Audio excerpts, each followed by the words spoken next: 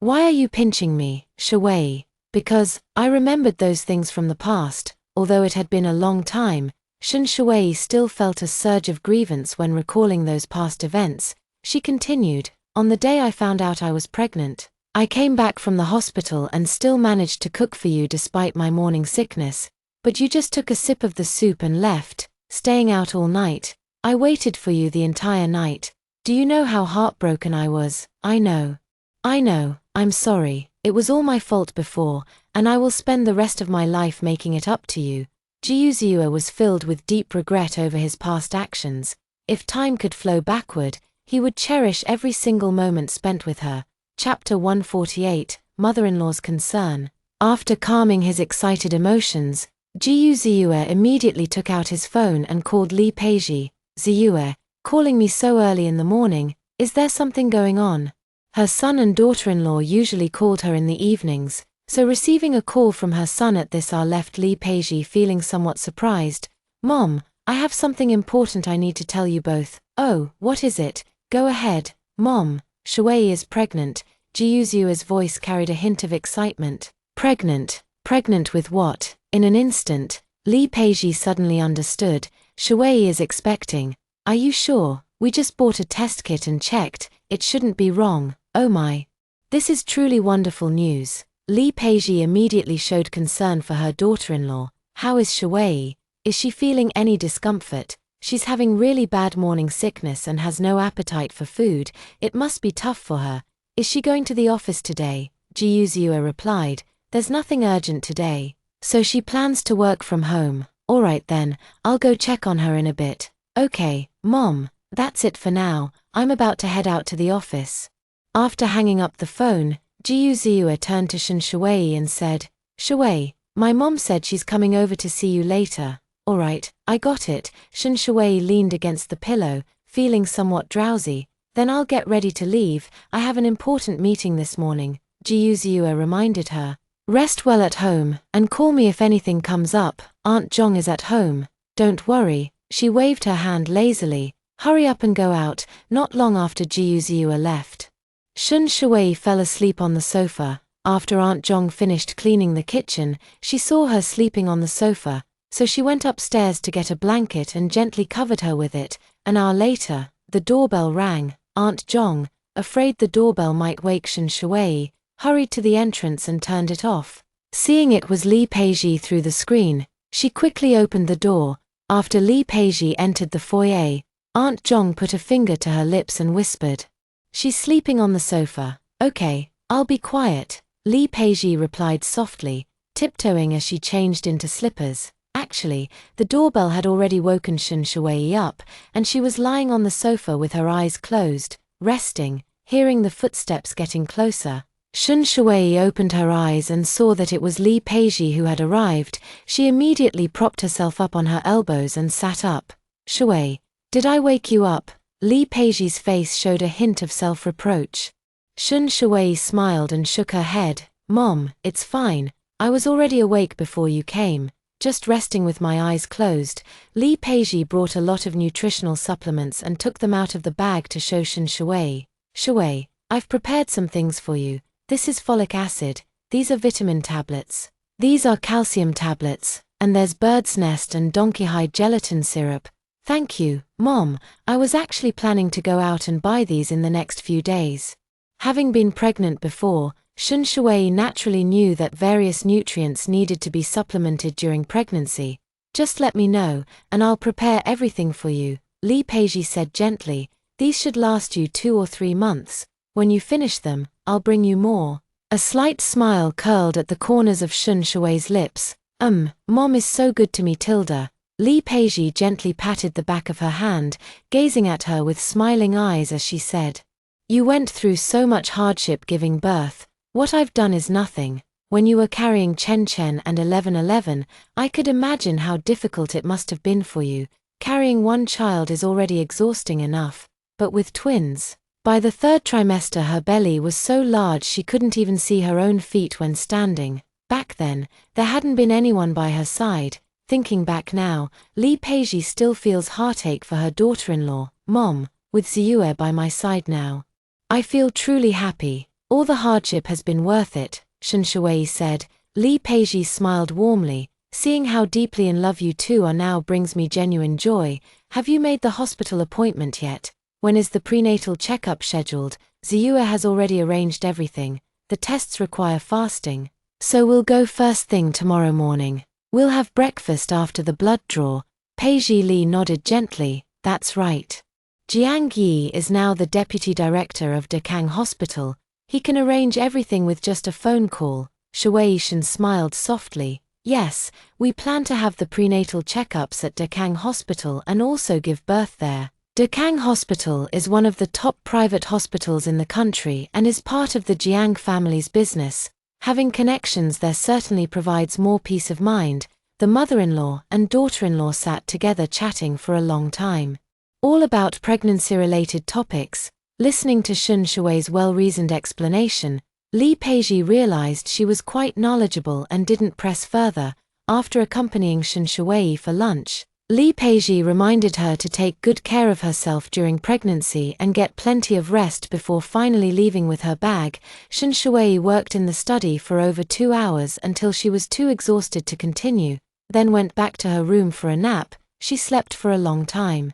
Jiyu Ziyue and the children had already returned home but didn't disturb her rest until 7:30 in the evening. Jiyu Ziyue, worried that she might be starving, finally went upstairs to the master bedroom and turned on the crystal chandelier. Shen Shui sensed the bright light and instinctively pulled the blanket higher. Turning over to continue sleeping, Jiyu Ziyue walked over, sat by the bed, lifted a corner of the blanket, and said in a gentle voice, "Shui, get up and have dinner first. You can go back to sleep afterward, okay?" Shen Shui slowly opened her eyes, still clouded with drowsiness. She squinted her eyes at Jiyu Ziyue and asked softly, "Why are you back so soon?" "So soon? Look at what time it is now." Jiyu Ziyue smiled affectionately and extended his wrist toward her. Shen Shui glanced at the Vatran Constantine watch on his wrist and murmured, "Oh, it's already this late." Jiyu Ziyue stood up and poured her a glass of warm water. After finishing that glass of water, Shen Shui took his hand and went downstairs together to eat. "Mom, are you feeling unwell somewhere? Mom, are you feeling better now?" Jiyu Ruochen and Jiyu Ruoshi, seeing Shen Shui come downstairs, both spoke up to ask about her health. Even Shirley was circling around her, wagging her tail adorably. "Feeling better?" Shen Shi smiled and nodded, then asked about the children's situation at the kindergarten. After eating the light pregnancy meal prepared by Aunt Zhong, Shen Shui still vomited most of it. At this stage, everything you eat makes you uncomfortable, but you can't not eat. Jiyu Ziyue stayed by her side the whole time, gently patting her back, preparing water for her to rinse her mouth, and wiping the corners of her lips. His thoughtful care filled Shen Shui's heart with waves of warmth. During a woman's pregnancy, a man cannot share the hardships of pregnancy and childbirth. All he can do is care for her and look after her by her side. Chapter 149, accompanying her to the prenatal checkup. Early the next morning, at the underground parking lot of Yujiang Mansion, Jiyu Ruochen and Jiyu Ruoshi sat in the back seat of a Rolls-Royce, waving through the window at Shen Shui and her husband. "Dad, Mom, we're off to school." "All right, be good at school." Watching the car drive away, Jiyu Ziyue turned and opened the passenger door. Shen Shui bent down and got into the car. Driving to Dekang Hospital, Jiyu Ziyue accompanied Shen Shui upstairs to the obstetrics and gynecology department. The doctor responsible for Shen Shui's examination was a Dr. Liu, the head of the obstetrics and gynecology department. Normally, it would be very difficult to get an appointment with her, but thanks to Jiang Yi's arrangements, they managed to secure one. A nurse led them into the consultation room, where Dr. Liu sat behind her desk, looking down at the medical records on the table. Hearing the sound of their footsteps as they entered, Dr. Liu looked up at them and smiled. "Mr. Jiyu, Mrs. Jiyu, please have a seat." "Hello." Dr. Liu. After Shen Shui and Jiyu Ziyue sat down across from Dr. Liu, the doctor opened several examination forms on the computer and handed them over. "Please make the payment on your phones first. Then proceed with these tests as listed. The nurse from earlier will accompany you throughout the process." Dr. Liu reminded them, "If Mrs. Jiyu is hungry, she can go to the cafeteria for some breakfast after the blood draw, then proceed with the other tests. Once the results are ready, come back to see me. Alright, thank you, doctor. The couple expressed their gratitude and walked out with the examination forms. Nowadays, many hospitals allow direct payment via mobile phones, which has made things much more convenient. In less than 2 minutes, Jiyu Ziyue had already completed the payment for the tests. The nurse took Shen Shuwei to draw blood, with Jiyu Ziyue standing by his wife's side, holding her other hand. The first prenatal checkup involved many tests, requiring a total of 5 tubes of blood to be drawn. Seeing this, Jiyu Ziyue once again showed a look of distress. She was already unable to eat properly due to morning sickness, and now she had to have so much blood drawn. It would take quite some time to replenish all that. After drawing blood, the nurse took them to the dining area to have some breakfast first. She would come back later to take Shen Shuwei for other tests. The hospital's dining area didn't resemble a typical hospital cafeteria. Instead, it was more like a hotel restaurant, with an excellent dining environment and a wide variety of dishes available. Unfortunately, Shen Shuwei didn't have much of an appetite. She only ate a bowl of lean meat porridge, accompanied by some corn and steamed buns. After breakfast, Jiyu Ziyue accompanied Shen Shuwei to complete the remaining tests. After finishing the tests, they sat in the waiting area for the results. At this time, Jiang Yi took some time to visit the obstetrics and gynecology department, where all the doctors and nurses greeted him proactively. Good afternoon, Vice President. Jiang Yi nodded to the doctors and nurses. You all carry on with your work. I'm here to visit a friend. As Jiang Yi approached, Jiyu Ziyue glanced at him with a smile and said, Not bad, Deputy Director Jiang. No matter how you look at it, it's nothing compared to the prestige of President Jiyu. Becoming a father again, Jing Zhon and I can't even begin to catch up.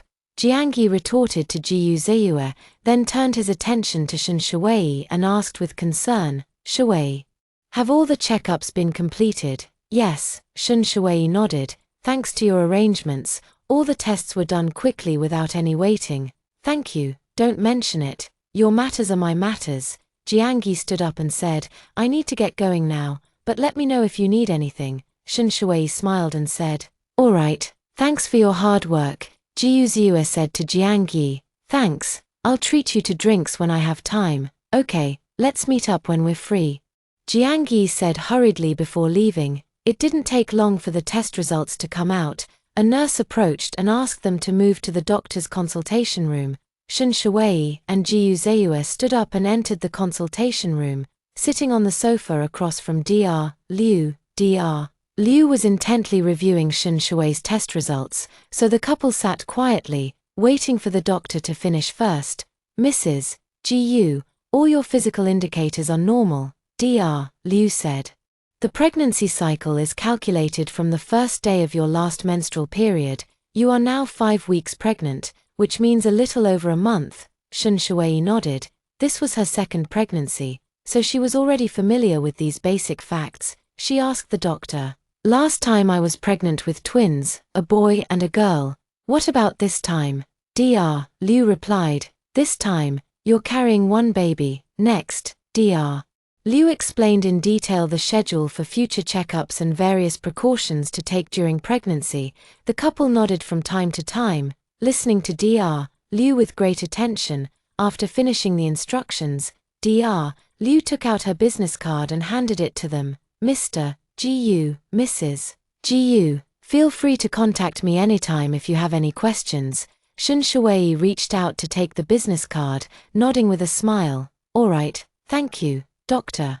The prenatal checkup results were all normal, so Jiyu Ziyue sent a message to Li Peiji to reassure the elderly woman that there was no need to worry. After sending the message, he placed his phone aside, gripped the steering wheel with both hands, and drove home with Shen Shuwei for lunch. After lunch, Shen Shuwei took a short nap in her room before heading out again with Jiyu Ziyue. Apart from morning sickness and feeling easily tired, she didn't have any other discomforts, so there was no need to stay at home for prenatal care just yet. Jiyu Ziyue drove her to the U group.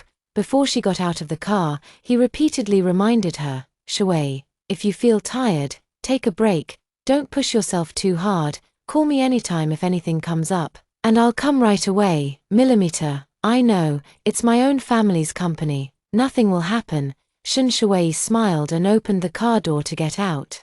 Shun Shui first went back to her office to put down her bag, then went upstairs to see old Master Yu. Knock, knock, knock. She raised her hand and knocked on the office door. Come in. Hearing old man Yu's response, Shun Shui opened the door and stepped inside. After entering, Shun Shui then noticed that Shun Rui was also in old man Yu's office. Brother, what are you doing here? She asked with a delighted expression. I'll be here from now on, Shun Rui said with a smile. Grandfather isn't in good health, and you're pregnant now. It seems I'll have to come over early to take over and share some of the burden for you. Is everything all right with Hongyu Group? Have you sorted everything out? Everything's fine. It's all under control. Grandpa Yu looked at the siblings with affection and concern, saying, Shui, is everything going well? Your pregnancy is the priority now. You can delegate company matters to your subordinates. There's no need to handle everything personally, Shun Shui replied softly. I've already completed the first prenatal checkup today. The doctor said all indicators are normal. I'm just struggling with morning sickness. But otherwise, I feel fine. That's good to hear. Grandpa Yu nodded slightly. Your brother is taking over other branch companies. As for Heir Jewelry, you should find someone to temporarily take over your duties during your late pregnancy and maternity leave. Shun Shui immediately suggested her choice, Qiao Yang. I believe Qiao Yang is capable of handling the role of general manager. Since I'm already a board member of the group, I can assist my brother in the boardroom after returning from maternity leave. Qiao Yang has strong work capabilities and a calm, composed demeanor, both professionally and personally. He is the best candidate, now that Shun Shui is pregnant and her energy is significantly diminished. She is considering stepping aside to let Qiao Yang take the position. Of course, she does harbor a bit of personal bias, intentionally promoting Qiao Yang to make his marriage with Shiyu proceed more smoothly. After all, the title of general manager does sound more impressive than deputy general manager. Chapter 150, Given the cold shoulder. There are only 3 days left until Jiyu Ziyue and Shun Shui's wedding, and Jiyu Baiyang and his wife have finally flown back to Haicheng.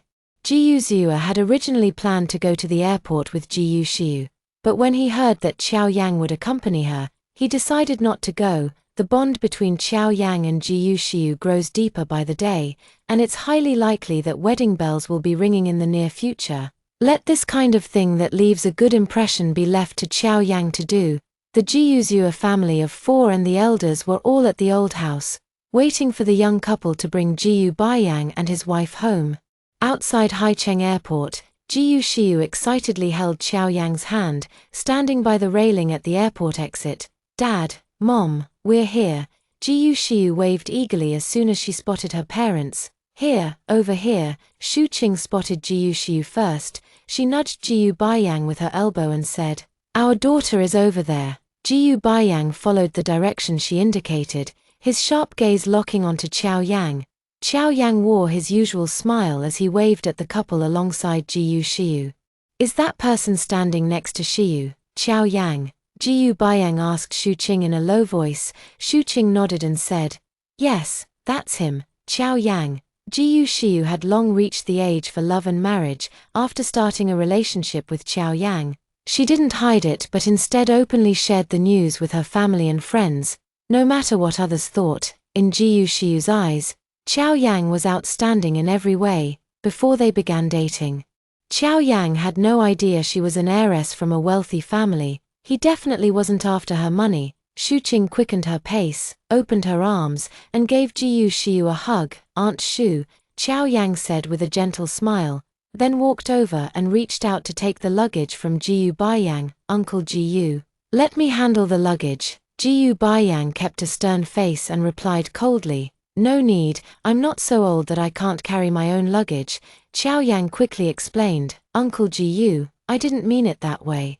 You must be tired after a 4-hour flight. Let me take the luggage. Shu Qing frowned. She hadn't expected her husband to treat Qiao Yang with such a cold expression.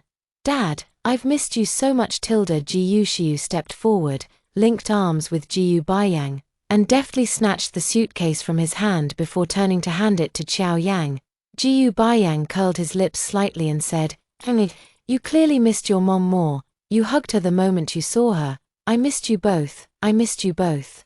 Jiyu Shiyu raised her arms to hug her father. Mom wasn't carrying luggage, so she was just faster, that's all. The embrace and playful antics of his own daughter softened Jiyu Baiyan's expression slightly. "Where's the car parked?" "It's right in the open-air parking lot, just a short walk away," Jiyu Shiyu said cheerfully, linking one arm with Jiyu Baiyang and the other with Shu Qing as they headed out. Of course, she didn't forget to throw Xiao Yang a reassuring glance, understanding her intention.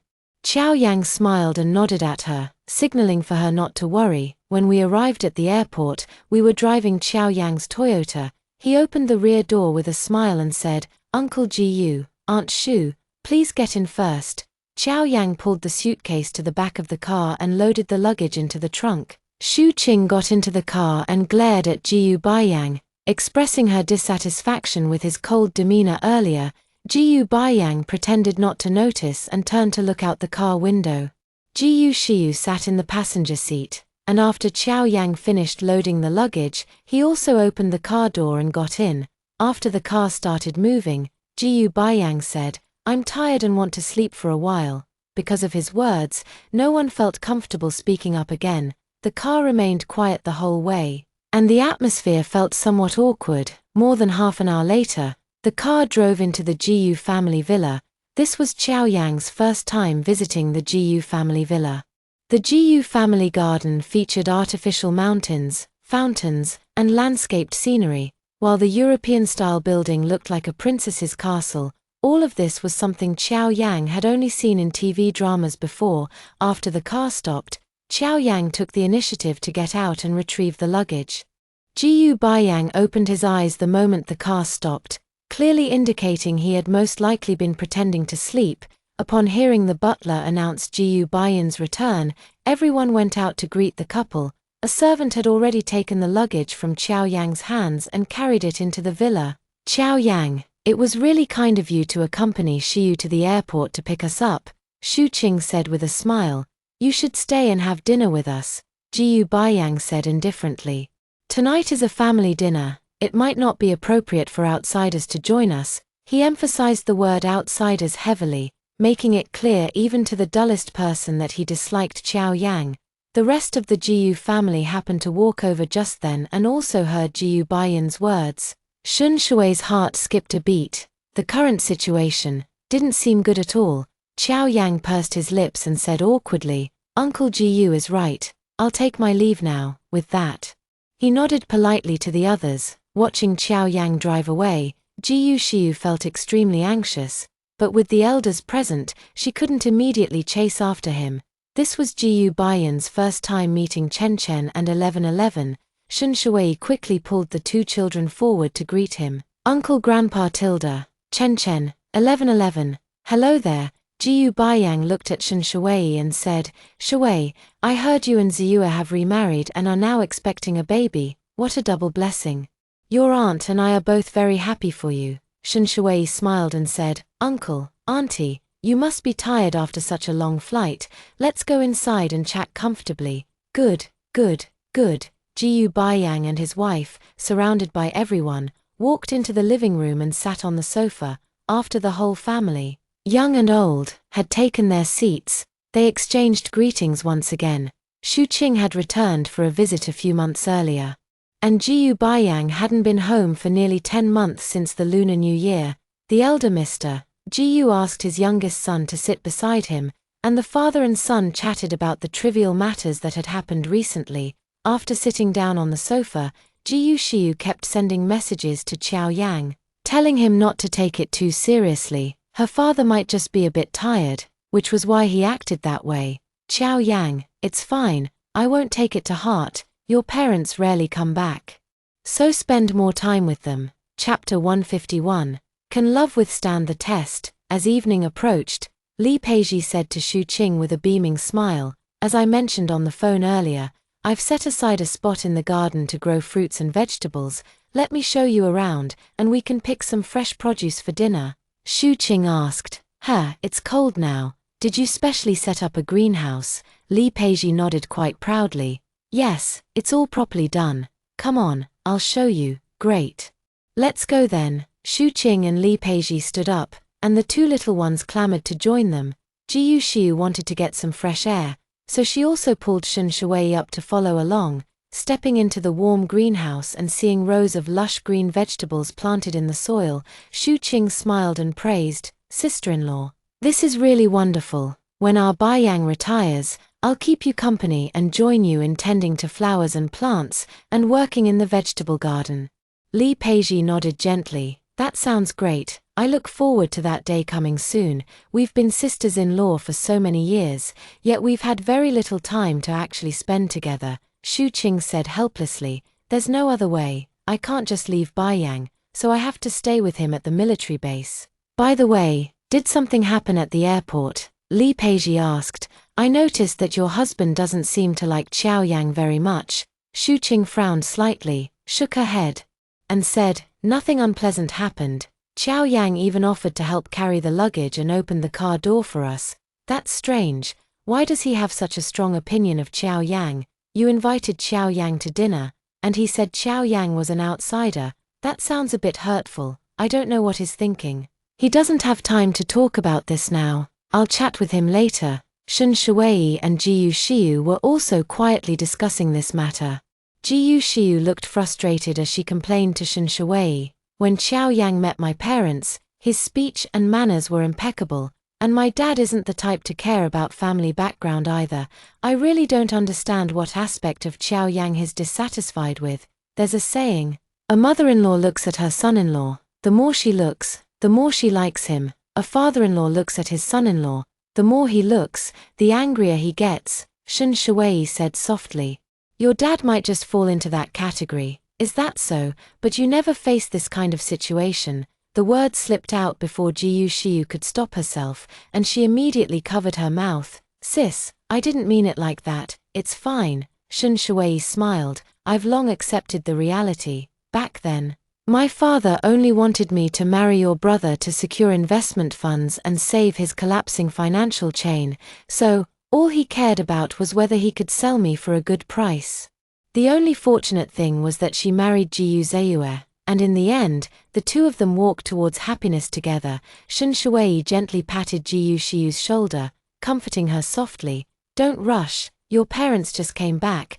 This needs to be taken slowly." Jiyu Xiu nodded. "Okay, sister-in-law. After your wedding with my brother, I'll find a time to arrange for my dad to meet Xiaoyang."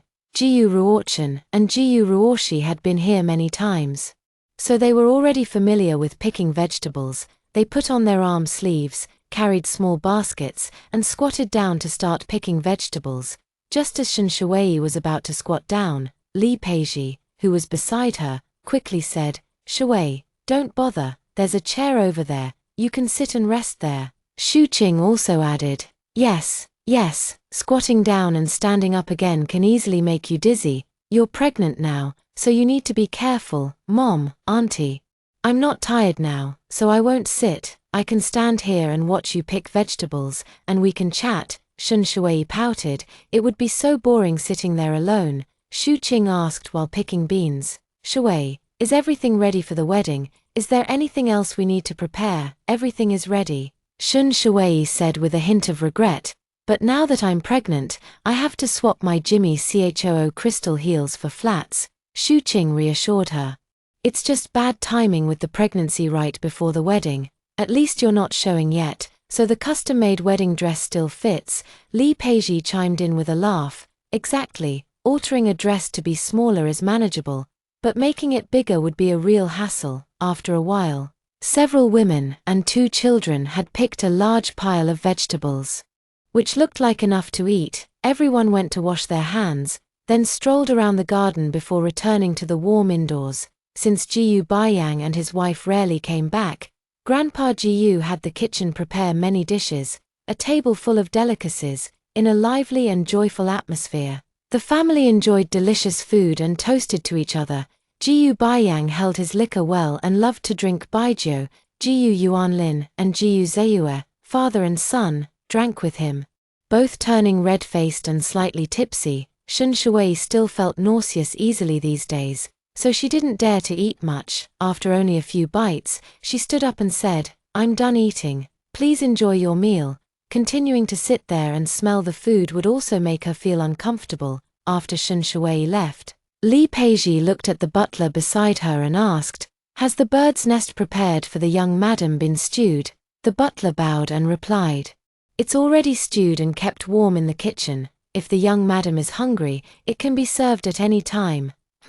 That's good." Li Peizhi nodded gently. Shu Qing, sitting next to Li Peizhi, casually asked, "Sister-in-law, is Shui's appetite not very good after she got pregnant?" Li Peizhi said, "Yes. She has stomach discomfort and can only eat small, frequent meals. When I was pregnant with Xiu, it was almost the same." Shu Qing shook her head. "It was really exhausting.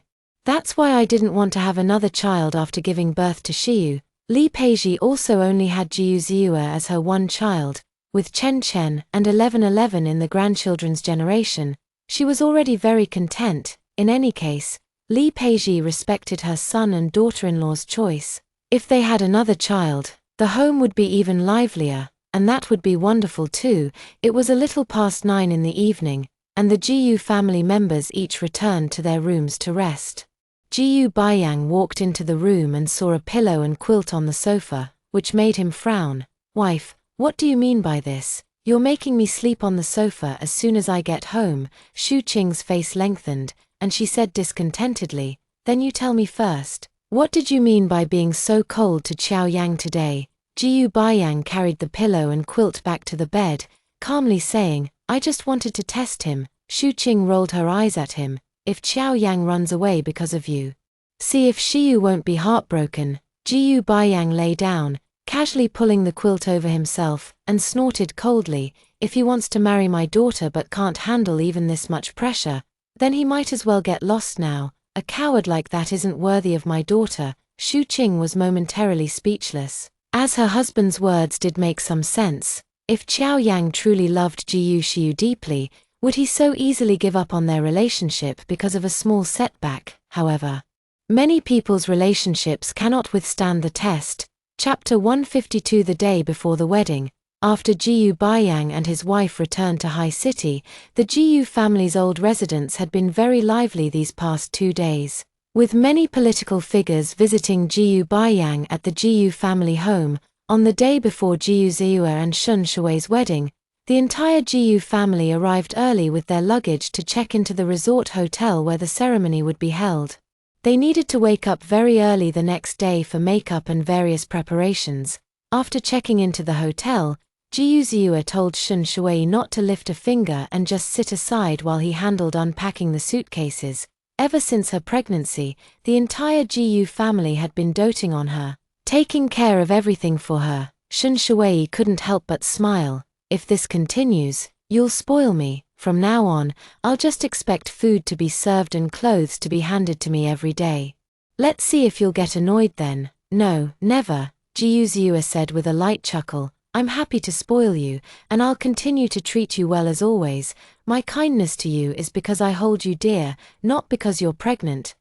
I know," Shun Shui nodded, then sat down on the single sofa by the window. She turned to look at the scenery outside, and after a moment of contemplation, she said to Jiu Ziyue, "Ziyue, I've thought about it. And I've decided to have my dad attend the wedding after all." After a long period of hesitation, the words of old Master Yu finally prevailed in Shun Shui's mind.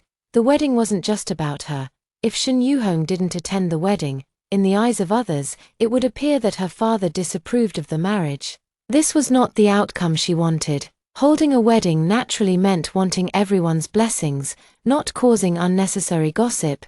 Jiu Ziyue replied without looking up, "Sure. As I said before, just go ahead with your idea." "Okay, then I'll give him a call." Shun Shui took out her phone from her coat pocket and dialed Shun Yuhong's number. The call was answered in less than 5 seconds, with Shun Yuhong saying, "Hello, Shui."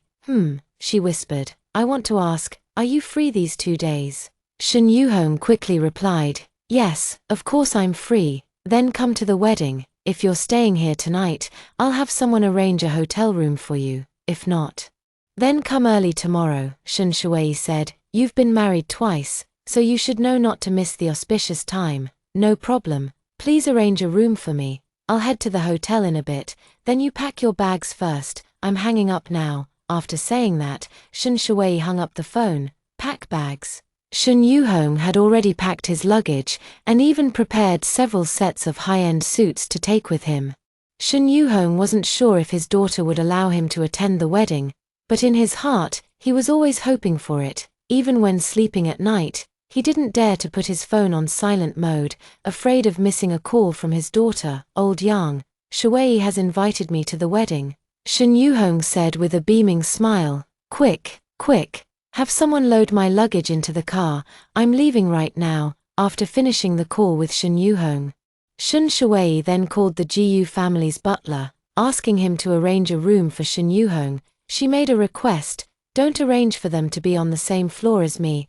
The implication was clear: the farther, the better. Understood, the butler replied respectfully. After ending the call, Shun Shui held her phone and sighed in frustration. The thought of walking out arm in arm with Shun Yuhong the next day made her feel extremely uneasy. After Jiyu Ziyue finished packing up, he walked over and sat down opposite her, holding her hand. "Don't be upset. I'll accompany you for a walk outside. I heard the plum blossoms and orchids are in full bloom. Let's go enjoy the flowers and take a stroll." Shun Shui nodded and said, "All right, let's go out for a walk." Jiyu Ziyue fetched a white down jacket for her, draped it over her shoulders, and helped her put it on. Then he took a camel-colored woolen scarf and wrapped it around her neck. Shun Shui was truly pampered to the point of having clothes handed to her. After dressing her, Jiyu Ziyue put on his dark gray wool coat, took her hand, and walked out of the room.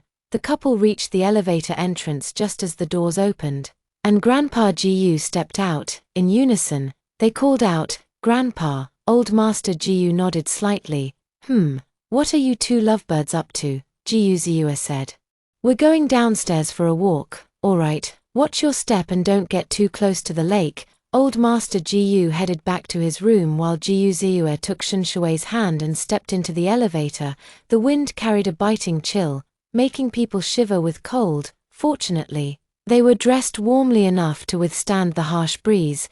This resort is built along the lake, boasting beautiful scenery and abundant flowers. In spring, one can admire cherry blossoms; in winter, plum blossoms; in summer, lotus flowers; and in autumn, chrysanthemums. It is picturesque all year round, offering different scenic views in each season. On weekends, many wealthy individuals come here to vacation, getting close to nature and relaxing their minds. Moreover, this resort is a property of the Jiyu family, and to ensure the success of the eldest young master's wedding, it has been closed to the public for the past half-month. Shun Shui, holding Jiyu Ziyue's hand, slowly walked along the plum blossom path. The fragrant plum blossoms filled the air, refreshing and invigorating.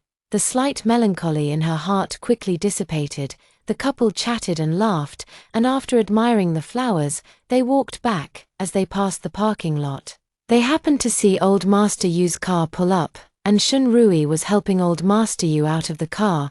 Shun Shui raised her voice to greet them. "Grandpa, brother, Shui, it's so cold. You don't have to come out to pick me up.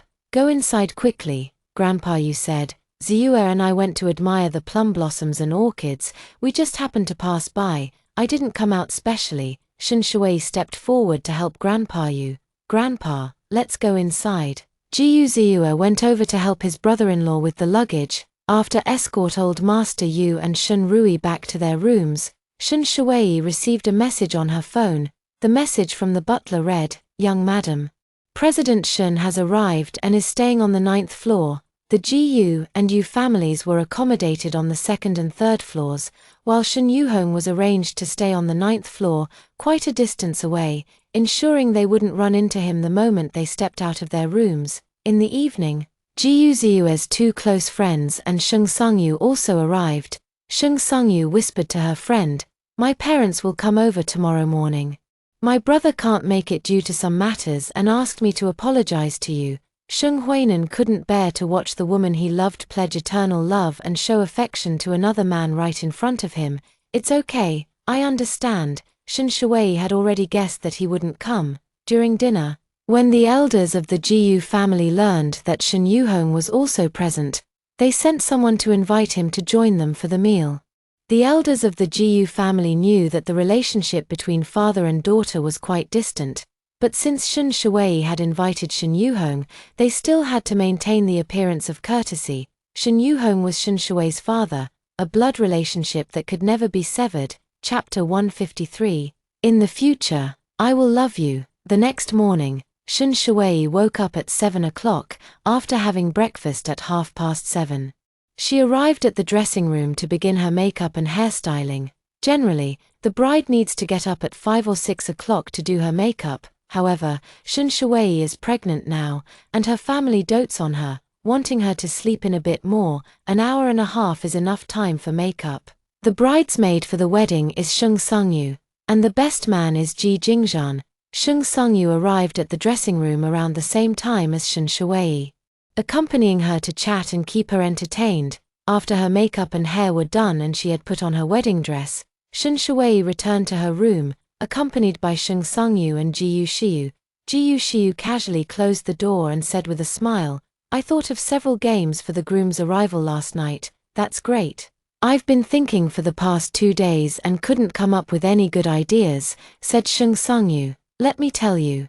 Ji Yushiu told them about a few games she had in mind. Shen Shui and Sheng Songyu nodded one after another, both agreeing that Ji Yushiu's games were pretty good. Of course, Ji Yushiu had also found them online. Ji Yuziua and Shen Shui were already husband and wife, so the purpose of the wedding games wasn't to make things difficult for the groom, but rather to add to the lively atmosphere. At 9 o'clock, a commotion erupted outside the door, likely the groom arriving with his groomsmen. Ji Yuziua stood at the doorway, raised his hand to knock, and said gently, "Shui, I'm here to pick you up." A note was slipped out from under the door, and Sheng Songyu said through the door, "You need to circle which words were written by the bride." Jiang Yi immediately exclaimed, "That's too hard, we're not handwriting experts." Ji Yuziua bent down to pick up the note, then took a pen from his pocket. After staring at it for about 10 seconds, he quickly started drawing circles. Although Ji Yushiu and Sheng Songyu had tried their best to imitate Shen Shui's handwriting, Ji Yuziua could still tell which characters were written by her personally. It's often said that handwriting reflects the person. When writing, one unconsciously reveals their attitude and state of mind. Ji Jingzhan gave him a thumbs up. "Ziua, you can even tell this. That's seriously impressive." Jiang Yi wore an expression of disbelief and said, "You must have just guessed randomly."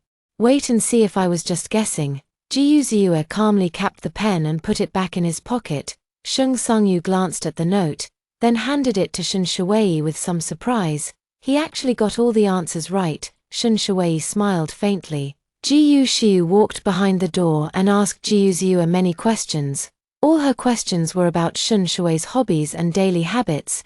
Ji Yuziua answered every question fluently without a moment's hesitation. It was clear that he truly kept her in mind and made an effort to understand all her preferences and habits. After asking the question, Ji Yushiu smiled and said, "Sing a song to express your feelings. If the bride is moved, you can take her away." Ji Yuziua thought for a moment and found the accompaniment on his phone app. Then, he sang a song titled "Icon for Shen Shui." Ji Yuziua stood outside the door singing, while Shen Shui stood behind the door listening. His beautiful and melodious singing, paired with those love-filled lyrics, sent waves of emotion deep into her heart. "I just want to be with you. I don't want to be separated from you again. Happiness is truly not easy to come by. In your future, there will be my love for you." Many lyrics perfectly captured Ji Yuziua's current state of mind. He had been constantly torn between hope and fear, unwilling to face another separation from her, by the time he finished singing the song. Shen Shui was already deeply moved. She opened the door and threw herself into Ji Yuziua's arms, embracing him tightly without hesitation. "Shui, let's go downstairs. Everyone is waiting for us." Shen Shui then noticed the camera on the side, still recording, and she smiled shyly. Ji Yuziua took the white fur coat from Ji Yushiu, draped it over her, and led her downstairs by the hand. Downstairs, a white sports car was parked. beautifully decorated with ribbons and flowers. Ji Yuziua helped Shun Shuwei into the car, and he drove the sports car to the lakeside where the wedding was to be held. The wedding venue was a massive glass house, offering both the beauty of the lakeside view and the warmth of the indoors. Upon arriving at the glass house, Shun Shuwei got out of the car and parted ways with Ji Yuziua. She needed to meet Shun Yuhong in the back room and wait until all the guests had arrived before walking out on his arm. Half an hour later, the wedding officially began. The two little ones were brought to Shun Shuwei's side by the elders. Jiyu Ruochen was dressed in a shirt and black suit, while Jiyu Ruoshi wore a white puffy dress. The children are serving as Shun Shuwei's flower girls today. A group of close friends and family sat on white chairs. The entire glass venue was adorned with an abundance of fresh flowers, and a large screen cycled through the couple's wedding photos, creating an atmosphere full of romance and fantasy. In a corner of the wedding venue stood a piano, where a woman dressed in a light pink gown sat on the bench, playing Mariage d'Amour. The woman playing the piano was none other than Shun Shuwei's future sister-in-law, Ning Guani. The wedding host stood on the flower-adorned circular stage, holding a microphone and delivering a lengthy opening speech. The auspicious moment has arrived. Let us welcome the beautiful bride, Miss Shun Shuwei, to make her entrance. Everyone turned to look back as the tall wooden doors slowly opened. Shun Shuwei, dressed in a pristine white train wedding gown and holding a bouquet, walked out arm in arm with Shun Yuhong. Shun Sungyu walked on her other side, with two exquisitely beautiful children holding the long train, one on the left and one on the right. Following behind Shun Shuwei, Ji Yuziua stood on the circular platform, gazing at his stunningly beautiful wife as she walked between two rows of fragrant champagne roses. Step by step toward him, a blissful smile radiated across his face. After stepping onto the platform and standing still, Shun Shuwei glanced over the guest seating area and quickly noticed that Shun Huainan and his parents were seated in the second row. Shun Huainan and Shun Shuwei exchanged glances. He moved his lips, seemingly saying, "Be happy." Even though he was heartbroken, he still wanted to see her in a wedding dress with his own eyes, and he also wanted to see her happy smile. Next, the host followed the same old routine, reciting the wedding vows. Whether in sickness or in health, in poverty or in wealth, do you promise to be with her him for a lifetime and create a beautiful future together? The couple both said with absolute certainty, "I do." Watching the couple standing on the round platform, the elders all wore joyful and beaming expressions. After exchanging rings, the two poured champagne and cut the cake together. Soon, it was time for the bouquet toss. Shun Shuwei, with her back to the crowd, casually tossed the bouquet backward. The bouquet flew directly towards Ji Yuxiu, and her hand, quicker than her mind, caught it with precise accuracy. The guests immediately applauded, with many remarking that the Jiyu family would soon be celebrating another happy occasion. Xu Qing smiled cheerfully, while Jiyu Baiyang looked at Jiyu Xiu and Qiao Yang with a complex expression. After the wedding ceremony, guests gradually exited the glass house and headed towards the reception restaurant. Chapter 154, A Lively Wedding Banquet. Before the wedding banquet began, Ji Yuziua and Shun Shuwei returned to the dressing room to change. He changed into a dark grey suit, while she put on a vibrant red cheongsam embroidered with gold threads. After changing, Shun Shuwei walked over and sat down at the dressing table. The makeup artist was preparing to change her hairstyle to an updo, which would better complement the cheongsam she was wearing. "Shuwei, I'll go out first to help greet the guests. You can take your time and join us when you're ready." Ji Yuziua didn't mind the third wheel present, leaning down to plant a kiss on Shun Shuwei's cheek. Shun Shuwei's eyes curved into crescents as she nodded and said, "Got it, you'd better hurry out now." Ji Yuziua chuckled lightly and walked out with brisk steps. The makeup artist styled Shun Shuwei's cascading long hair into an updo, adorned with a simple hairpin, giving her a distinctly classical look. After finishing her hair, the makeup artist touched up her makeup. About half an hour later, Shun Shuwei left the dressing room and walked downstairs towards the restaurant where the wedding banquet was being held. As soon as Shun Shuwei appeared, Ji Yuziua walked over to her and led her to the main table at the very front. The main table was occupied by the closest family members. After Shun Shuwei took her seat, The elders all expressed their concern, asking if she was hungry or tired. Li Peizhi said with concern, "Shui, after the banquet starts, make sure you eat a few bites first." Shen Shui nodded. "Okay, Mom." The guests had all taken their seats, and the wedding banquet began. Dishes, colorful, fragrant, and delicious, were brought out one by one and placed on the lazy Susan of the round tables. At the main table, there were a few more light dishes and snacks, which Li Peizhi had specially prepared for Shen Shui as a meal for pregnant women. Shen Shui quietly thanked Li Peizhi. "Thank you, Mom, you're so thoughtful." Li Peizhi smiled kindly. "You're welcome, eat quickly." Although Shen Shui was pregnant now, she still couldn't avoid accompanying Jiyu Ziyue to toast the guests. It's just that she was drinking grape juice, not wine. After Shen Shui had eaten a good amount and appeased her stomach, Jiyu Ziyue unhurriedly stood up and took her to toast. Ji Jingzhan and Sheng Sungyu also stood up, accompanying the couple, and both were plied with a lot of alcohol by the guests.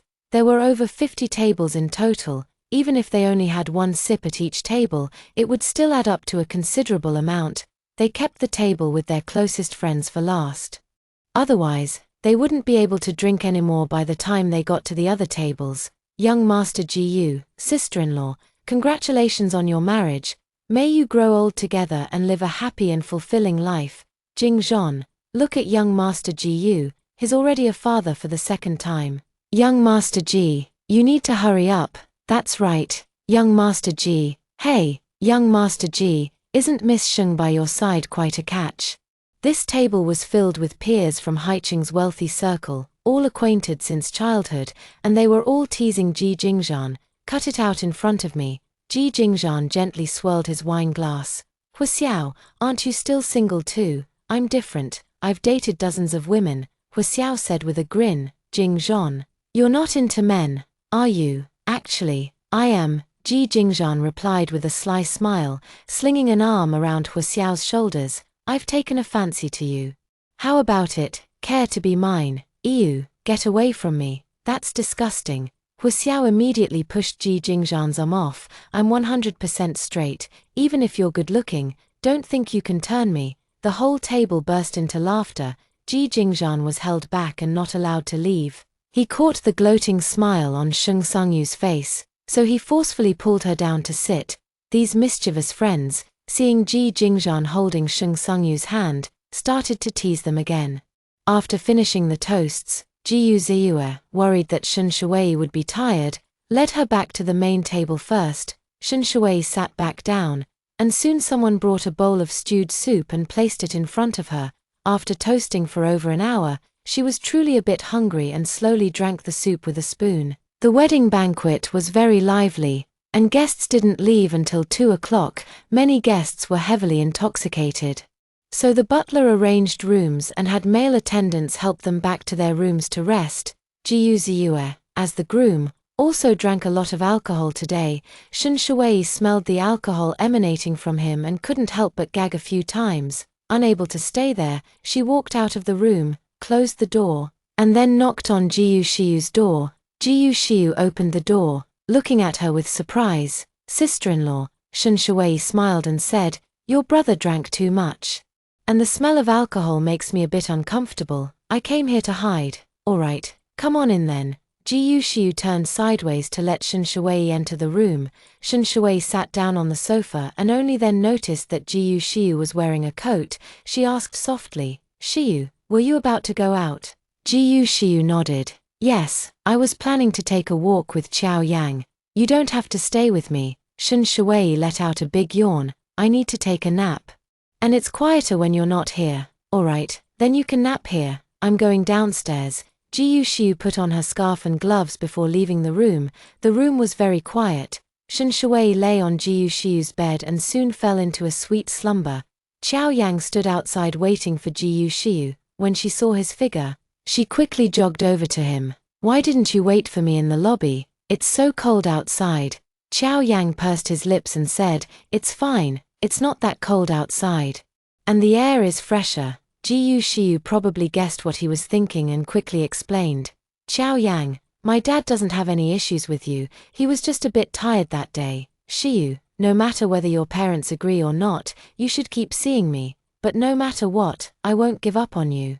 Xiao Yang looked at Jiyu Shiyu with unwavering love in his eyes. If you think I'm not good enough, I'll work twice as hard to become better. Don't underestimate yourself. Jiyu Shiyu stood on her tiptoes and kissed his lips softly, saying, you once had nothing, but through your own efforts, you became the general manager of Heir Jewelry. You're already an outstanding business elite. Her genuine admiration and recognition warmed Xiao Yang's heart. He reached out, wrapped his arm around her shoulder, and held her close, whispering, Shiyu, thank you. The two embraced each other in the cold wind, the warmth in their hearts dispelling the winter's chill. After hugging for a moment, Xiao Yang and Jiyu Shiyu walked forward hand in hand, strolling by the picturesque lakeside. The couple, Jiyu Baiyang and his wife, didn't take a nap. Instead, they sat on the tatami in their room drinking tea, next to the floor-to-ceiling window. They happened to see the young couple being affectionate as if no one else was around. It seems that a grown daughter cannot be kept at home after all. Jiyu Baiyang finished his tea and slowly set down the cup. Shu Qing picked up the teapot and poured another cup of tea for him, saying softly, yes, Shiyu has grown up and met someone who loves and understands her. Jiyu Baiyang looked up at Shu Qing and said, let's find some time to have a meal with him. His obvious change in attitude made Shu Qing feel somewhat delighted, and she quickly nodded, okay, I'll arrange it. Chapter 155. Taking the initiative to arrange a dinner, at 7 in the evening, the Chinese restaurant at the resort. Shun Shuwei and her husband walked into the private dining room with their children, greeting the elders one by one. The wedding had already concluded, but Shun Yuhong, claiming to have had too much to drink and feeling a bit unwell, insisted on staying an extra day. Shun Shuwei glanced at Shun Yuhong and called out, Dad. Jiyu Ruochen and Jiyu Ruoshi followed closely behind, sweetly calling out, Grandpa Tilda, Ari, Chen Chen, 1111, hearing his two adorable grandchildren call him Grandpa. Shun Yuhong smiled with a kind and affectionate expression. Although Shun Shuwei no longer wanted to address Shun Yuhong as Dad, with the children present, still too young to understand the complicated relationships between adults, as their mother, she had to lead by example and couldn't avoid greeting the elder. Jiyu Shiyu pushed the door open and entered, first greeting the elders before walking over to sit beside Shu Qing. Jiyu Baiyang casually asked, where's Xiao Yang? Why didn't you bring him along? Her father's sudden change in attitude left Jiyu Shiyu stunned for several seconds before she replied, he's already driven back to the city. Oh, Jiyu Baiyang said unhurriedly, ask him if he's free tomorrow evening, would like to have dinner with him. Jiyu Shiyu nodded vigorously, okay, I'll give him a call after dinner and ask. After dinner, everyone returned to their rooms to rest. Jiyu Ziyue and Shun Shuwei were the main focus of the wedding. And in order not to disturb the couple, Li Peizhi had been helping with the children these past 2 days. At night when it was time to sleep, Li Peizhi would also accompany the children. The couple walked back to their room, and Shun Shuwei immediately opened all the windows to let the lingering smell of alcohol dissipate. A cold wind rushed in through the windows, causing Shun Shuwei to shiver involuntarily. The next moment, a warm coat was draped over her shoulders. Tonight is our wedding night, but it's a pity. Jiyu Ziyue glanced at Shun Shuwei's abdomen, the implication clear without words. Shun Shuwei chuckled lightly and said, it's just a pity that you'll have to endure it. Jiyu Ziyue's deep voice responded, lying beside you every day and still having to endure it. Do you know how agonizing that is? I don't. Shun Shuwei leaned closer, lifting his chin with her index finger, her beautiful eyes brimming with amusement. Perhaps you could choose to sleep in a separate room. Jiyu Ziyue immediately rejected the idea. That's not an option. Even if I have to sleep on the floor, I'll stay as close to you as possible. Shun Shuwei sat on the sofa, turned on the TV, and switched to the financial channel to watch some business news. As company managers, they need to pay attention to a lot of information every day. From this information, they can sometimes grasp industry trends and come up with good strategies to earn significant profits for the company. After watching the news for a while, the smell of alcohol in the room had mostly dissipated. Shun Shui asked Jiyu Ziyue to close the window properly while she herself took her pajamas and a towel and walked into the bathroom. Ever since she became pregnant, Shun Shui always felt like she couldn't get enough sleep. She had slept until past 5 in the afternoon and was already feeling drowsy again. After the window was closed and the heater turned on, the room had become quite warm by the time Shun Shui finished her shower and stepped out. Wearing a cotton pajama set, she didn't feel cold at all. In a room not far away, Jiyu Shiyu was half lying on the bed, having a long phone call with Qiao Yang. Jiyu Shiyu asked him, "Do you have time tomorrow night? My parents want to have dinner with you."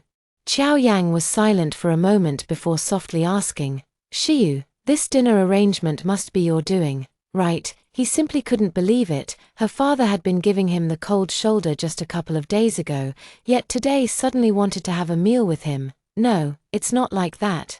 Jiyu Shiyu smiled and said, "My dad personally told me he'd like to have dinner with you. In fact, during dinner tonight, he even asked me why I didn't bring you along." Qiao Yang thought to himself, "It seems Uncle Jiyu was really too exhausted the other day. That must be why he seemed so cold. Sure, I'll be there tomorrow night. Where are we eating?" Qiao Yang added, "Having dinner with your parents, even if I were busy, I'd cancel everything else to make it. My mom hasn't decided yet, but from what she said, she probably wants to eat out. I'll send you the location once the restaurant is confirmed tomorrow." "Okay, no problem." Qiao Yang asked, "Do you need me to pick you up from the resort tomorrow morning?" "No need to make a special trip. I can just take the family car back." The two settled their dinner plans for the next evening, then continued chatting about this and that for over an hour. They only said goodnight and hung up when Jiyu Shiyu's phone was about to run out of battery. The next morning, during breakfast, Jiyu Shiyu told her parents that Qiao Yang was free that evening and could join them for dinner. Shu Qing nodded and said, "That's good, I'll call to make a reservation in a moment." After breakfast, everyone returned to their rooms to pack their luggage, then left in small groups, driving home separately. In the evening, Jiyu Shiyu arrived at the pre-booked restaurant with her parents. The first time Jiyu Baiyang met Qiao Yang, it truly lived up to that old saying, a father-in-law looking at his son-in-law, the more he looks, the angrier he gets, no matter how outstanding the person might be, in his eyes. The other was still the one who had uprooted his family's cabbage. Tonight, after having dinner with Qiao Yang and chatting for an hour or two, Jiyu Baiyang completely changed his opinion of him. Whether Jiyu Baiyang brought up topics from the business world or the political sphere, Qiao Yang could always keep up with the conversation. Even in terms of firearms, Qiao Yang had considerable knowledge. He was a military enthusiast, although Qiao Yang came from a small town. His demeanor was refined and polite, and his speech was steady and dignified. After Jiyu Shiyu started dating Qiao Yang, Jiyu Baiyang had someone investigate him. He had studied diligently since childhood and worked hard as an adult. Jiyu Baiyang didn't interact much with Qiao Yang, but he found no issues with his character either. The atmosphere during this meal was extremely harmonious, with Jiyu Baiyang and Qiao Yang chatting happily. The slight unpleasantness from before had now dissipated like the wind. Now that both parents were very satisfied with Qiao Yang, Jiyu Shiyu was naturally the happiest, as she no longer had to face the situation of fighting against her family.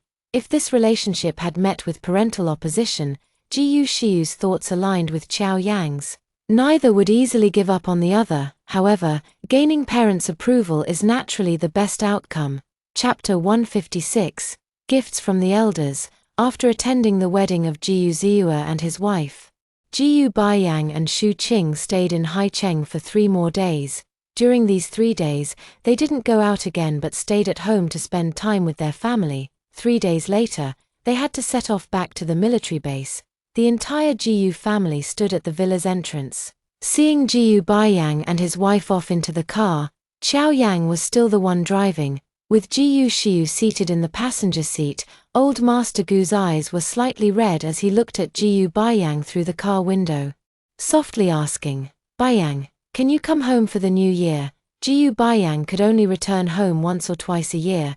Now that Old Master Jiyu was getting on in years, he was acutely aware that each meeting between father and son might be one of their last. Thus, his heart was filled with reluctance. "Dad, I'm not entirely sure yet. It depends on the actual situation in the military, Jiyu Baiyang said in a steady voice. That's true, it's still hard to say now. Old Master Jiyu waved his hand. All right. You should get going now, don't miss your flight. Dad, please take good care of yourself. Shu Qing expressed her concern for Old Master Jiyu, then waved goodbye to the others. It's cold outside, you all should head back inside. Whether Baiyang comes back for New Year's or not, I definitely will. See you during the holidays, Tilda. Uncle, Auntie, goodbye, I'll miss you. After saying that, the two little ones, Jiyu Ruochen and Jiyu Ruoshi, blew them a flying kiss. Shu Qing watched the adorable antics of the two children and couldn't help but wish she could get out of the car to hug them again. Unfortunately, they had a flight to catch and couldn't afford any more delays. The Jiyu family owned a private jet, but Jiyu Baiyang and Shu Qing never used it, seeing no need for such special treatment. The couple had been stationed in the military for years and had long grown accustomed to the life of ordinary people. After bidding each other farewell, Xiao Yang turned the steering wheel with both hands, and the car circled around the garden's round fountain before driving out through the villa's large iron gate. Watching the car drive away, everyone then turned and walked back into the villa.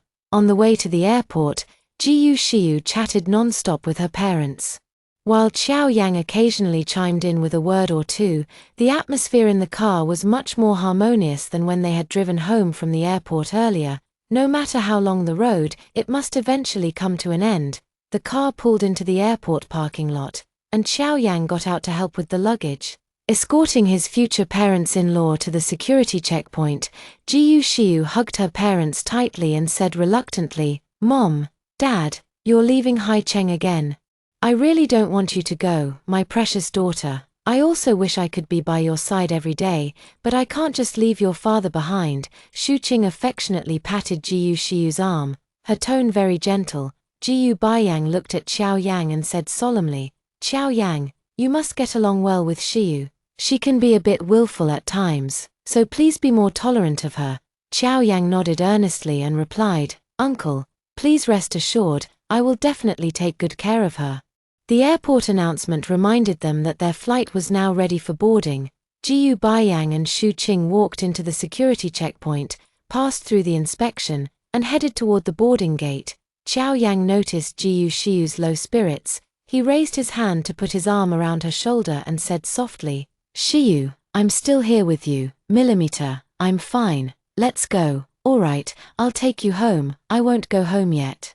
I've been staying with my parents these past few days and haven't been to the cafe for a week. I want to go check on it." Only by keeping busy could he temporarily ease the reluctance of leaving his parents.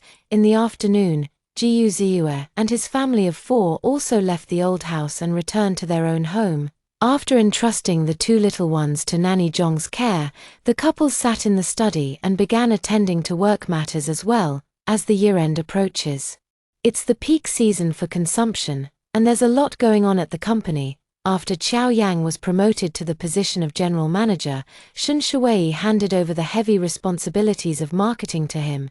She, on the other hand, stepped back behind the scenes and began focusing on jewelry design. Shun Shuwei has been working on design drafts recently, planning to launch a series of New Year-themed jewelry before the year ends.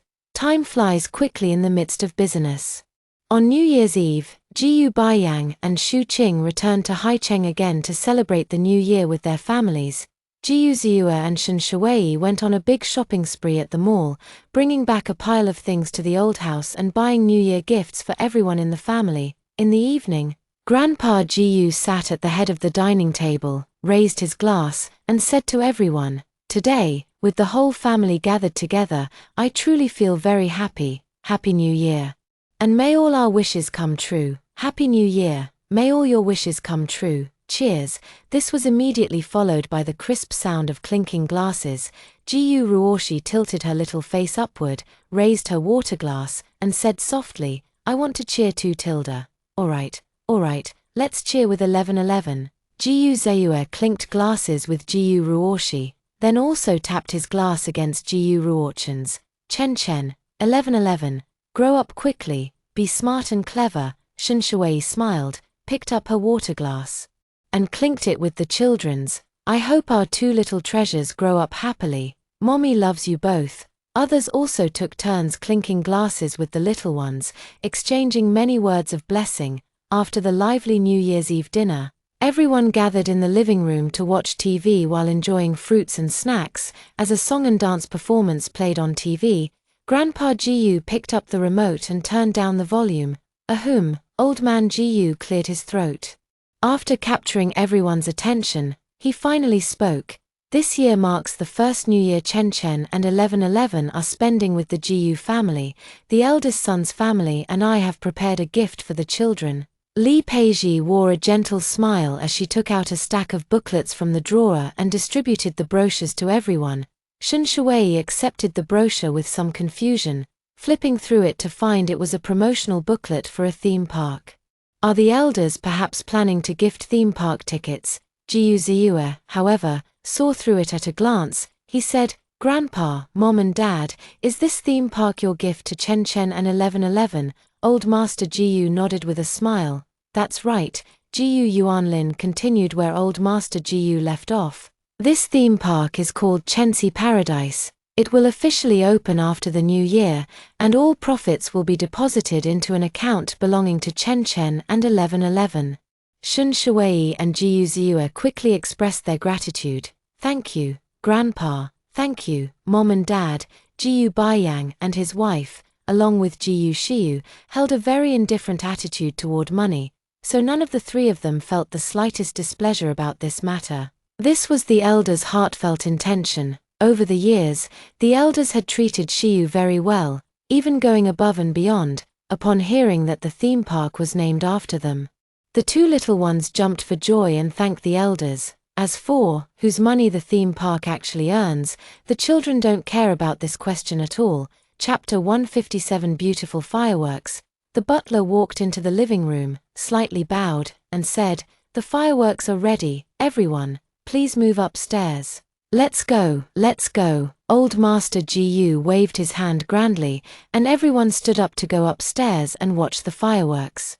Jiu Ruochen and Jiu Ruoshi were so excited that they dashed upstairs with rapid footsteps. Aunt Zhong, afraid they might fall, quickened her pace to follow them, calling out as she went, Oh my, you two little rascals, slow down, will you? Shun Shui also shouted, Chen Chen, 1111, what's the rush?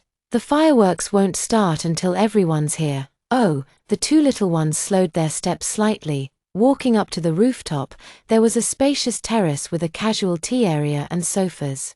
They each found a spot to sit down. Jiu Ruochen and Jiu Ruoshi sat next to Shun Shui. Jiu Ruoshi tilted her head up and asked, Mom, when will the fireworks start? I really want to see them. I want to see them too. Jiu Ruochen also gazed eagerly at the sky, looking forward to the fireworks. Shun Shui replied softly, They'll start any moment now. No sooner had she spoken than a sudden noise shattered the silence of the night. Several bright lights swiftly ascended, boom, boom, boom, with several loud bangs. Beautiful fireworks exploded in the sky. Some resembled blooming flowers, others like peacocks spreading their tails, and some were golden, cascading down like waterfalls. The spectacle was dazzling to behold. The two little ones couldn't sit still, jumping up and down excitedly while cheering incessantly. Wow, so beautiful.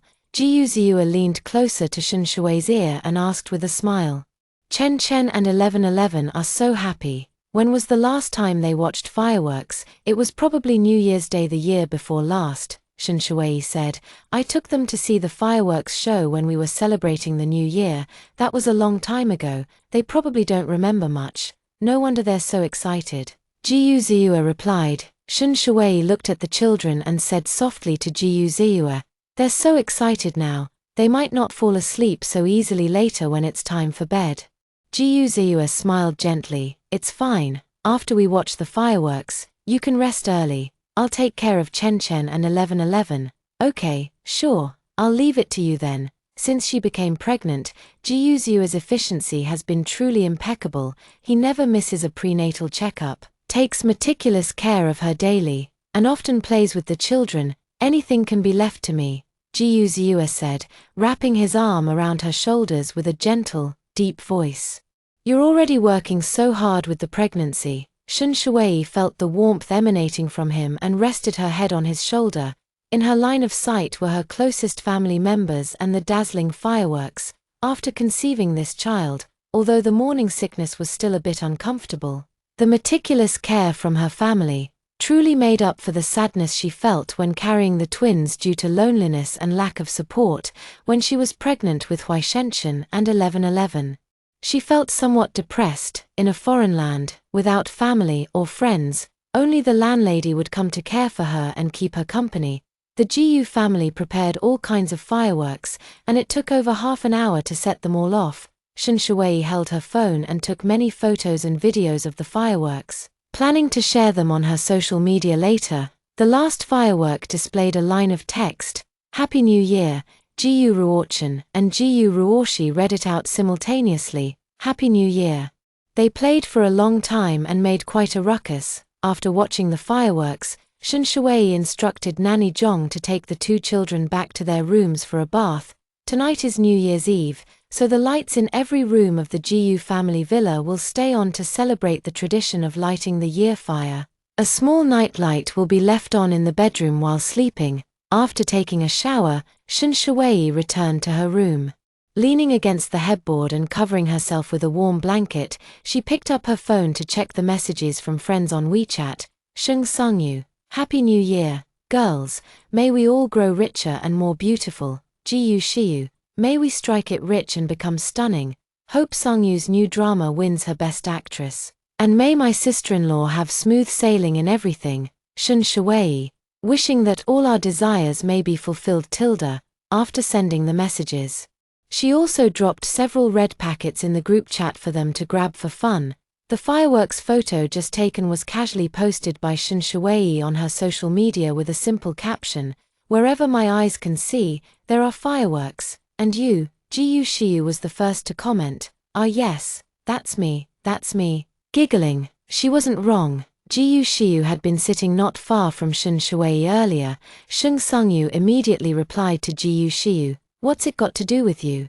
Go be lovey-dovey with your Qiao Yang." Jiyu Shiyu replied to Sheng Sangyu, "He went back to his hometown and won't be back for a week." Shun Shui watched the two of them going back and forth, chatting in the comment section, and couldn't help but say to them, "Can't you just chat in the messaging interface?" Only then did the two of them switch locations and start chatting again in the group. Shun Shui held her phone, chatting for about half an hour. When Jiyu Ziyue walked in with a cup of hot milk and placed it on the bedside table within her reach, "Shui, drink your milk, I'm going to take a shower first." "Okay, I'll drink it in a bit." By the time Jiyu Ziyue finished showering, Shun Shui had already finished the glass of milk and got up to brush her teeth. Back in bed, she texted a friend on WeChat, "I'm way too sleepy. Going to bed now. Good night." Jiyu Ziyue lay beside Shun Shui, his arm naturally wrapping around her waist. Pulling her into his embrace, his deep voice murmured, "Shui, having you and our child by my side truly makes me feel blessed." Shun Shui, breathing in his faint woody fragrance, soon drifted off to dreamland. Whatever else he said afterward, she didn't catch a single word of it. Jiyu Ziyue kept talking to himself, and when he looked down, the woman in his arms was already fast asleep. He leaned in and gently kissed her forehead, whispering softly, "Good night, my dear." Chapter 158. The triplets are born. Time flowed like water, with each day passing in happiness and joy. In the blink of an eye, Shun Shui's due date was approaching. With about 10 days left until the due date, all the preparations for childbirth were ready, and they planned to check into the hospital in a couple of days. In the afternoon, after waking up from a nap, Shun Shui, with her big belly, took a stroll in the garden. Not far away on the lawn, Jiyu Ruochen and Jiyu Ruoshi were playing with Shirley. They threw the toy ball, and Sherry quickly ran after it, caught it in her mouth, and brought it back. Sherry has now grown from a small white fluff ball into a big white fluff ball, chubby and fluffy, incredibly adorable. Shun Shui walked for half an hour, and her lower back started to ache a bit, so she stepped onto the stairs, planning to sit for a while in the pavilion. As soon as her foot touched the step, she felt something unusual, as if water was flowing out from that spot. Having experienced childbirth once before, she immediately realized that her water must have broken. Chen Chen, 1111, come here for a moment. Hearing Shen Shui's call, Jiyu Ruochen and Jiyu Ruoshi ran to her and asked, Mom, what's wrong? Shen Shui said to the two children, go find the elders or the butler and tell them I'm about to give birth. We need to go to the hospital right away. Okay, let's go find someone. The two little ones hurriedly ran toward the villa. Sherry ran alongside them, barking incessantly, as if it too understood the urgency of the situation. The sound of the dog barking surprised everyone in the living room. Sherry was usually very well behaved and rarely barked so loudly. Soon after, the two little ones and the fluffy Sherry came running in through the door. Phew. Milk, milk. Jiyu Ruochen looked nervous, breathing a bit heavily from running too fast. Oh dear, why are you running so fast? Li Peiji gently patted the children's backs to help them catch their breath. Jiyu Ruochen said anxiously, Mom, hurry, she's about to give birth. Jiyu Ruoshi quickly added, take Mom to the hospital right away. The elders present immediately stood up. Old Master Jiyu instructed the butler to prepare the car at once, while Li Peiji and Jiyu Yuanlin rushed out. They went to check on Shen Shui first, then carefully helped her into the car. The rear seats of the Alfred had already been laid flat, allowing Shen Shui to lie down comfortably. Li Peiji sat beside her, while Jiyu Yuanlin took the front passenger seat. Old Master Jiyu reminded the butler and Sister Zhong to take good care of the children, then boarded another Rolls-Royce and followed them to the hospital. Li Peiji held Shen Shui's hand and asked softly, Shui, how are you feeling now? Shen Shui replied, it doesn't hurt too much for now. On his way to the hospital, Jiyu Yuanlin called Jiyu Ziyu and told him to come to the hospital as soon as he finished his work. As Shui was about to give birth, Jiyu Ziyu, who was in a meeting, received a call from his father. Upon hearing that his wife was about to give birth, he asked Fang Yu to continue presiding over the meeting. He immediately got up and left the conference room, driving straight to the hospital. By the time Jiyu Ziyu arrived at the hospital, Shen Shui had already started experiencing contractions, the pain leaving her face covered in sweat as Li Peiji wiped it away beside her. The nurse was guiding Shen Shui to take deep breaths, using the breathing to relax and divert her attention. Jiyu Ziyu walked to the bedside and asked about Shen Shui's condition with concern. She was in too much pain to speak, so the nurse answered him in detail. After their son arrived, Li Peiji gave up her spot, allowing Jiyu Ziyu to personally take care of Shen Shui. Let Jiyu Ziyu witness the immense pain a woman endures during childbirth, so he would cherish his wife even more in the future. The contractions came in waves of pain, occurring every 5 to 10 minutes, each wave more intense than the last. It wasn't until 4 hours later, when the doctor performed an internal examination and found the cervix had dilated to 3 fingers, that Shen Shui was finally admitted to the delivery room. Shortly after entering the delivery room, the doctor administered an epidural to her, and Shen Shui finally felt less pain. Taking advantage of this time, Shen Shui took a short nap for an hour to regain some energy. Knowing she would soon endure even more intense pain, the cervix was fully dilated, and the epidural had been removed. Shen Shui was in unbearable pain, unable to hold back her cries of agony. Jiyu Ziyu was so anxious that he wished he could bear the pain for her. The doctor said calmly, Mr. Jiyu, this is already your 2nd time becoming a father. Why are you still so nervous? I wasn't by her side the last time she gave birth. Seeing Shen Shui in such pain, Jiyu Ziyu felt as if his heart were being stabbed by a knife. Childbirth involved such immense suffering, yet when she gave birth to Chen Chen and 1111, he hadn't been there for her. Shen Shui screamed her heart out for over half an hour, taking deep breaths and pushing with all her might, until she finally gave birth to the baby. The nurse cleaned the baby, wrapped him in a blanket, and brought him to Shen Shui to see. Congratulations, both mother and child are doing well. You've delivered a healthy baby boy weighing 7.5 pounds. The nurse escorted the mother and child back to the VIP ward. Old Master Jiyu and the couple, Jiyu Yuanlin and his wife, first inquired about Shen Shui's condition before turning their attention to the baby. Before the baby was born, no one knew the baby's gender. Given their relationship with the Jiang family, it wouldn't have been difficult to find out the baby's gender, but they wanted to maintain a sense of anticipation. In Jiyu Zhuo's words, "The baby is already a wonderful surprise, so why don't we wait a little longer and be surprised again when the baby is born, whether it was a boy or a girl?" Everyone in the Jiyu family cherished the baby and would treat them equally. "Shui, you've worked hard." Jiyu Zhou sat by the bedside, gazing at her with endless tenderness in his eyes. "We have 3 children now, and I'm completely satisfied. I never want you to endure this kind of pain again, okay? I'll listen to you." Shun Shui shared the same thought. 3 children were enough. Having too many wouldn't be good for her health either. Besides, there were many other things she could do in life besides giving birth and raising children. 3 days later, Shun Shui and her husband brought their newborn son home from the hospital, and she began her postpartum confinement at the Jiyu family's ancestral home. Li Peizhi had arranged everything in advance and prepared a variety of nourishing ingredients, such as fish maw, cordyceps, and donkeyhide gelatin, to help Shun Shui replenish her energy, improve her blood circulation, and boost her immunity. Whenever they had free time, Jiyu Ruochen and Jiyu Ruoshi would stand by the baby's crib, gazing through the wooden rails at their adorable, rosy-cheeked little brother. Regardless of whether their brother could understand them or not, the siblings chatted away, talking to him about all sorts of things. "Little brother, you need to drink your milk nicely. Mom says if you drink more milk, you'll grow up big and strong. You need to grow up quickly, when you're bigger. I'll share lots of toys with you. I'm your big sister, and I'll let you play with my toys too. Then, I'll teach you how to write and draw." Chapter 159, Steady Happiness, Grand Finale. 1 month later, at the banquet hall of the Bays International Hotel. Today is the full-month celebration of Shun Shui and Jiyu Zhuo's youngest son.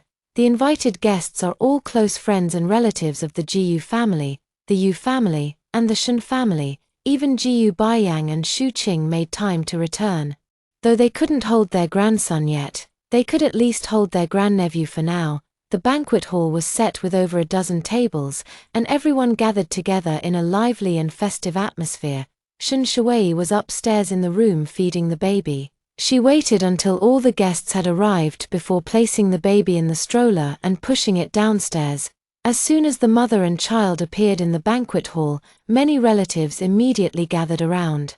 And Jiyu Zhou also walked over to her side. "Shui, has the baby's formal name been decided yet? What is it?" The one who spoke was an elderly lady, whom Shun Shui should address as great-aunt. "Great-aunt, the baby's formal name is Jiyu Ruoming."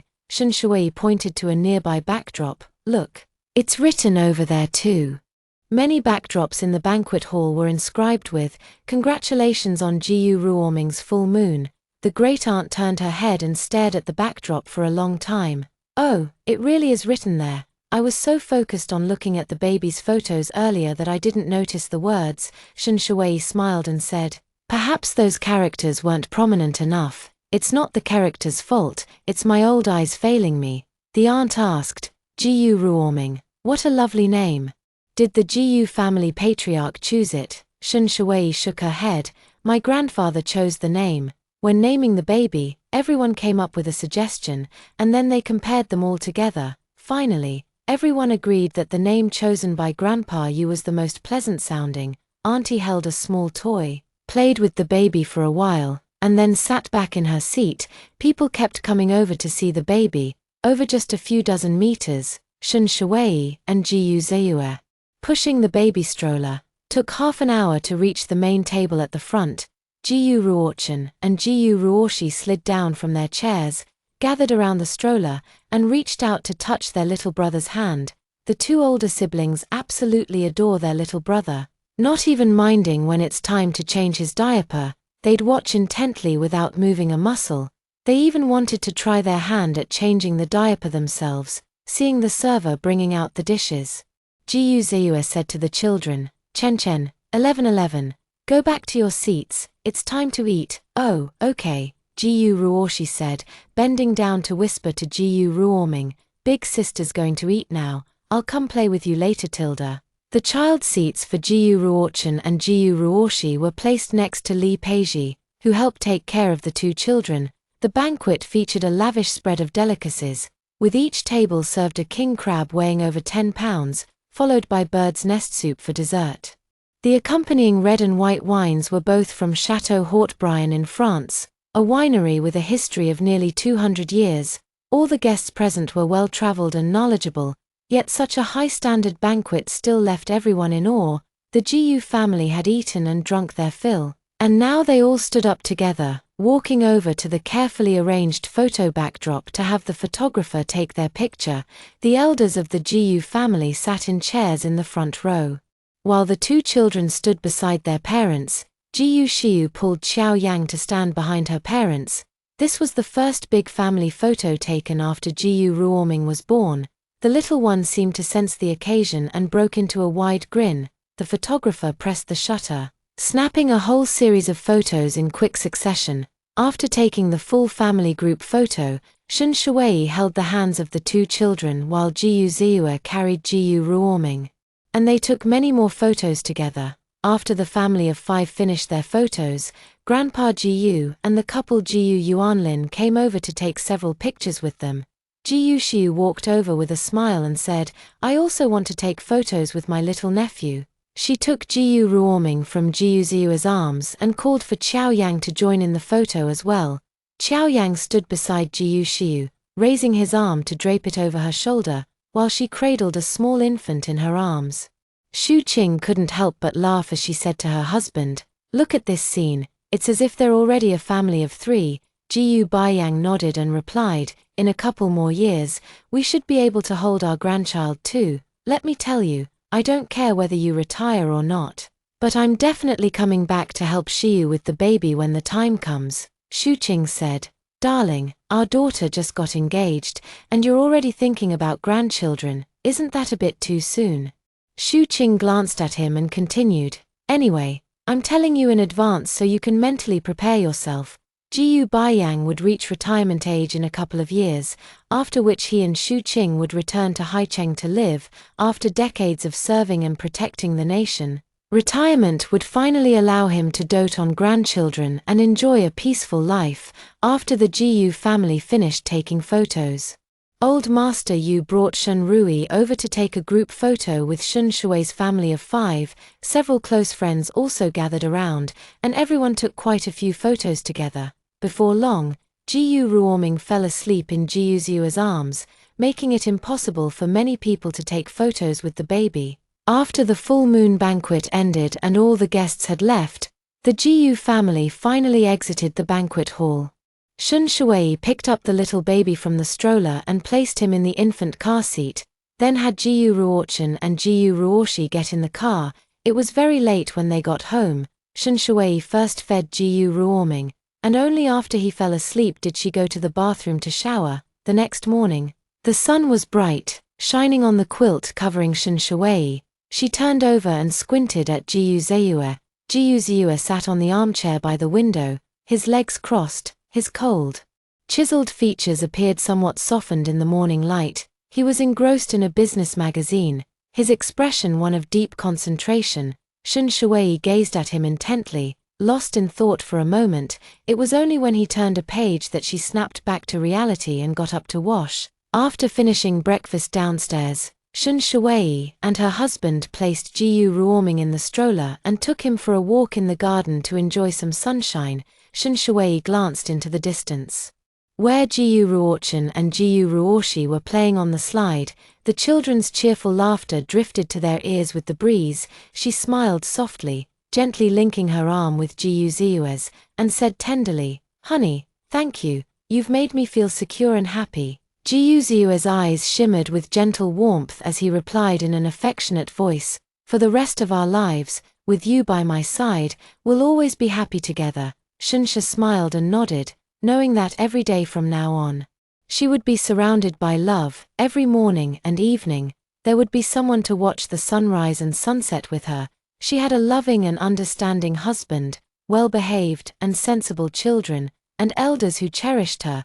The happiness she now possessed was already more than enough. She would always hold his hand. walking endlessly on the path blooming with roses, for a lifetime, unwavering until death. End of main story. Extra, Sheng Songyu Ji Jingzhan, 1. After attending her friend's wedding, Sheng Songyu packed her luggage and flew to Dongning City with her assistant, Xiao Guan. In December, the weather in Dongning City was much colder than in Haicheng. According to the weather forecast, it might snow in the coming days. Before leaving the airport, Sheng Songyu and Xiao Guan first went to the changing room to ensure they were fully wrapped up from head to toe. They wore long down jackets, put on hats and ear muffs, and finally slipped on their fleece-lined gloves. The driver arranged by the film crew was already waiting outside the airport. As they walked out, the sliding door of the car's rear seat automatically opened. The driver got out to help with the luggage and said to them, "Miss Sheng, it's too cold outside.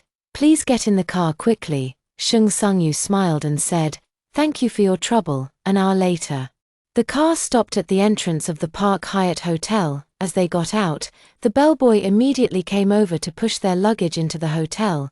Xiao Guan went to the hotel front desk to check in, while Sheng Songyu, wearing sunglasses, sat on the sofa in the hotel lobby, texting her family and friends. Noticing someone sitting down beside her, Sheng Songyu said without looking up, "Sorry, but this seat is taken." "Oh, really?" Hearing the familiar voice, Sheng Songyu looked up in surprise at the man sitting next to her.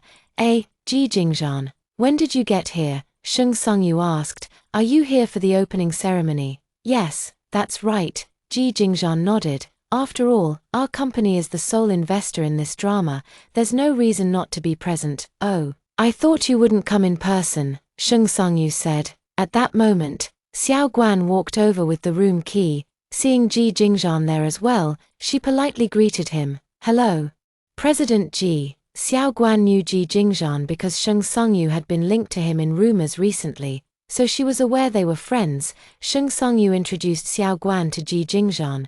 "This is my assistant. Her full name is Guan Feifei. Everyone usually calls her Xiao Guan." Only then did Ji Jingzhan give a faint nod. "Hello, Xiao Guan. Songyu, the 2 rooms next to you, one is mine, and the other, the hotel says has already been booked. What should we do now?"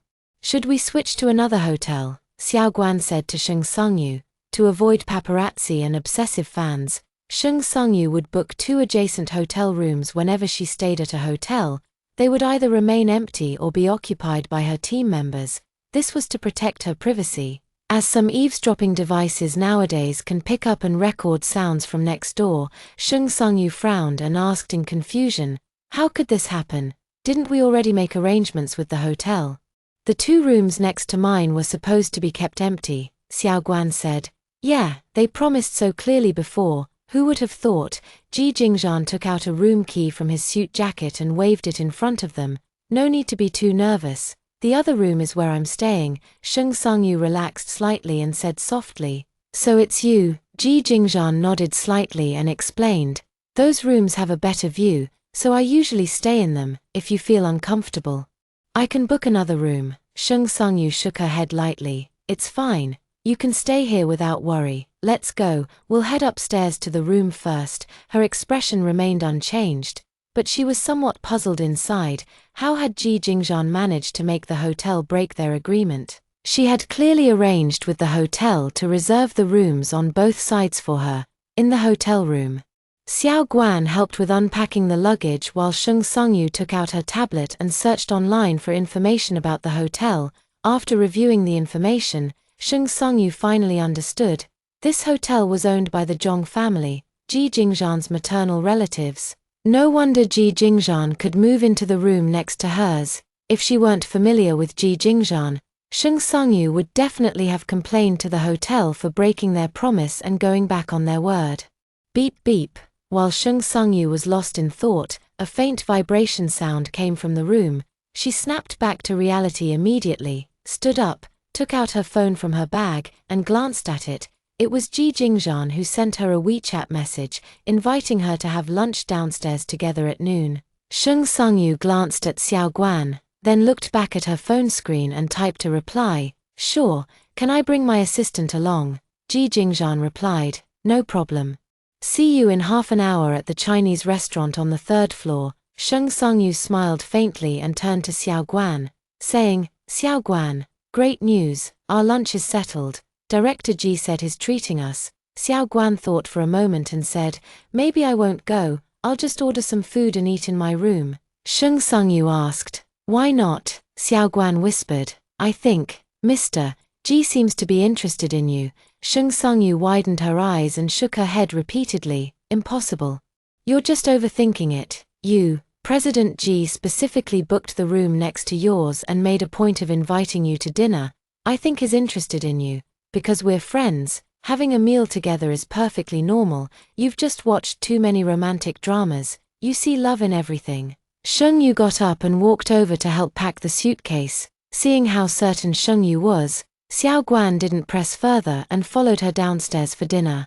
After being seated at the restaurant, Sheng Songyu and Ji Jingzhan ate and chatted, both of them full of smiles. Xiao Guan tried to minimize his presence, focusing on enjoying the delicious food. According to Xiao Guan's observation, CEO Ji must like Sheng Songyu, but Sheng Songyu hasn't realized it yet. In the afternoon, they got into Ji Jingzhan's car and went to the set together to attend the crew's commencement ceremony. At the launch ceremony, there was a table covered with a red cloth. In the center was a statue of Guan Di, flanked by incense burners, along with offerings of roasted suckling pig and fresh fruit. The main creative team of the crew took turns offering incense and bowing to the gods. Finally, they unveiled the red cloth covering the camera, and the director officially announced the start of filming. Afterward, the crew held a brief meeting, introducing the crew members and the actors starring in the drama to each other. The actor playing the male lead was Chen Nan, a handsome and sunny individual who has gained significant popularity in the past 2 years, establishing himself as a first-tier actor. Working on this drama with Sheng Songyu has left his fans quite dissatisfied. Fans don't understand why Chen Nan would take a supporting role for someone less famous than him. It's seen as lowering his own status. What Chen Nan values is the script and the director's team. No matter how skilled an actor is, if they appear in a bad film, the audience won't accept it. Have you two worked together before? Director Lee introduced the two lead actors to each other. Hello, I'm Chen Nan. Hello, I'm Sheng Songyu. Chen Nan and Sheng Songyu shook hands and smiled at each other. Ji Jingzhan's dark eyes narrowed slightly, staring at the two clasped hands through the bustling crowd. The sight was a bit of an eyesore to him. Extra, Sheng Songyu Ji Jingzhan, too. After the wrap-up ceremony, the crew quickly began official filming. Several scenes needed to be shot in the snow, and it happened to be snowing these past few days. The director then told everyone that they might as well take advantage of the snow to finish all the snow scenes, saving them the trouble of having to create snow scenes later. The scenes filmed these past few days were mainly those of the male and female leads. Sheng Songyu was busy from morning till night every day, and would just wash up and go to sleep as soon as she returned to the hotel, utterly exhausted. When on set, Sheng Songyu would give her best performance to portray the character well. During the intermission, other actors were resting in their RVs or dressing rooms. Sheng Songyu was holding the script, which was already filled with many of her annotations and covered in sticky notes of various colors. Songyu, I just heard from the crew that President Ji came to visit the set and ordered a lot of afternoon tea, Xiao Guan said, looking at Sheng Songyu. Should I get you a cup of hot coffee? Sure, thank you, Sheng Songyu replied, looking up at Xiao Guan. At the same time, she noticed Ji Jingzhan standing behind Xiao Guan. She waved at Ji Jingzhan and said, You're here.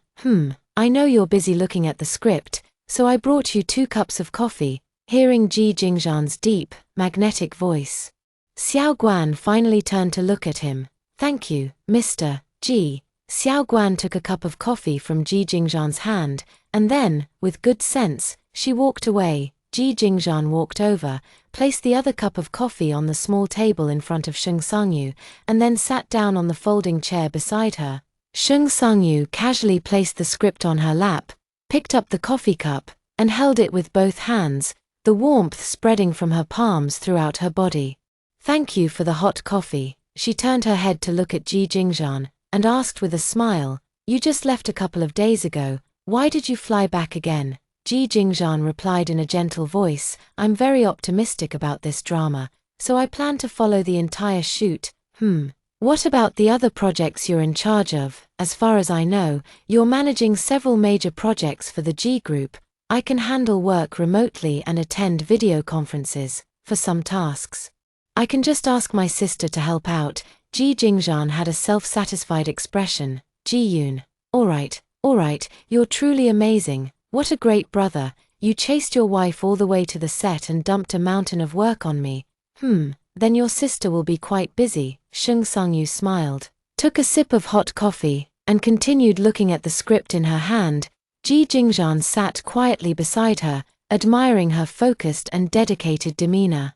Sheng Sangyu entered the entertainment industry more out of her love for acting than for money. As the eldest daughter of the Sheng family, she grew up pampered and never lacked anything materially.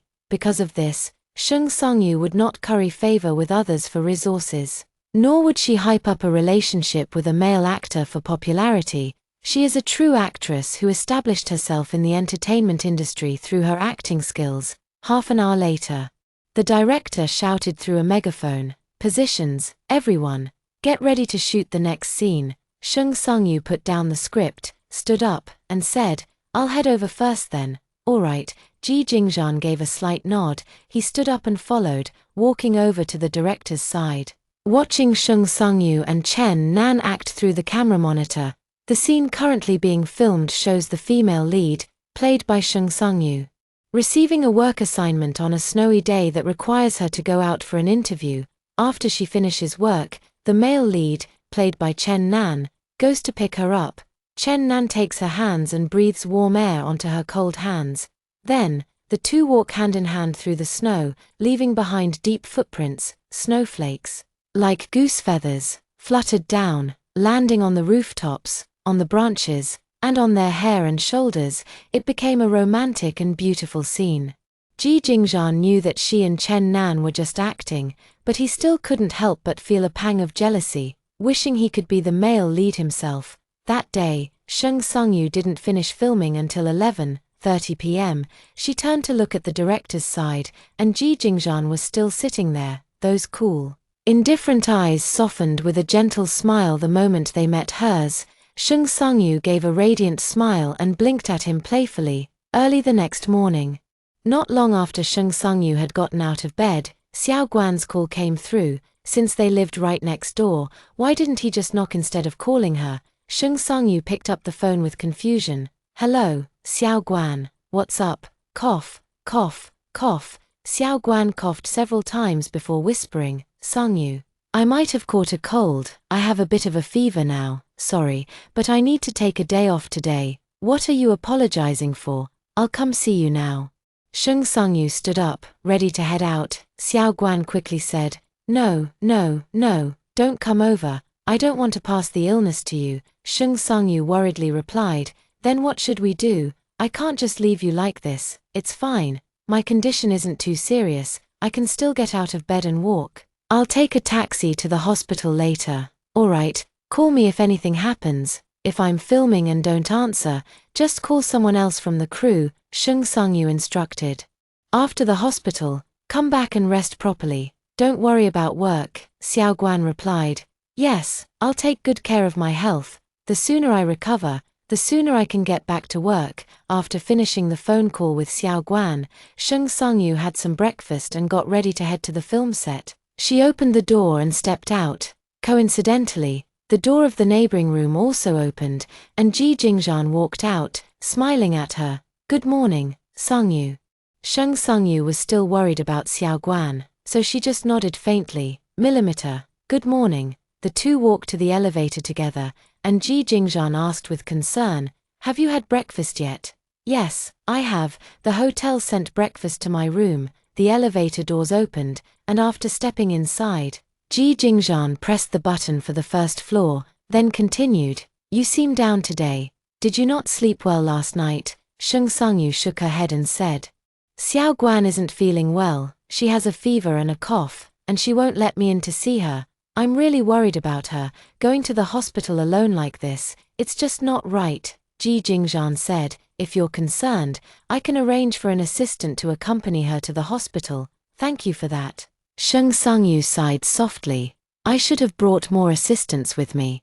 Where's your manager? My studio just signed a few promising newcomers, and she needs to mentor them. There's nothing much going on with me, so I didn't ask her to come along. When they arrived at the filming set, Sheng Sangyu mentioned to the director that Xiao Guan was sick and couldn't work, hoping the crew could assign her a temporary assistant.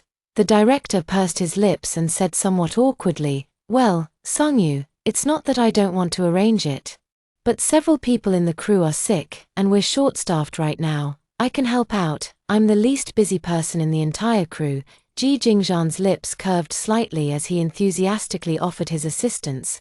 Director, damn. So this is what he was waiting for. No wonder he sent him a message earlier, telling him not to arrange a temporary assistant for Sheng Sangyu. He thought Ji Jingzhan had some dissatisfaction with Sheng Sangyu. Now it seems there must be some ulterior motive. Extra, Sheng Sangyu Ji Jingzhan. 3. Jingzhan, are you joking? Sheng Sangyu wore an expression of disbelief. How can that be? How could I let you be my temporary assistant? That would be too demeaning for you. Ji Jingzhan's eyes carried a hint of amusement as he replied gently, it's fine, I don't feel demeaned at all. You don't think I can't even handle assistant work, do you? That's not what I meant. Then it's settled. Ji Jingzhan raised his wrist to check the time. All right. You should go get your makeup done now. We'll start filming soon. What? It's settled then. Sheng Sangyu was pushed by him into the makeup room. Holding the outfit prepared by the stylist, she walked into the changing room to get dressed, then sat in front of the makeup mirror as the stylist began working on her hair and makeup. After finishing the first scene, Sheng Sangyu walked back to the rest area and sat down on a folding chair. Ji Jingzhan immediately draped a thick coat over her shoulders and handed her a prepared cup of warm water, saying softly, Sangyu, drink some warm water to warm up. It seems he's made up his mind to be her temporary assistant. Millimeter. Thank you. Sheng Sangyu took the water glass and sipped some warm water. The water in the glass tasted sweet, leaving a faintly soothing sensation in her throat after she drank it. She asked Ji Jingzhan, did you add monk fruit? Ji Jingzhan nodded slightly. I noticed your voice has been a bit hoarse these past 2 days, so I thought of brewing some monk fruit and boat-fruited staculia seeds to soothe your throat. Sheng Sangyu's eyes flickered with surprise.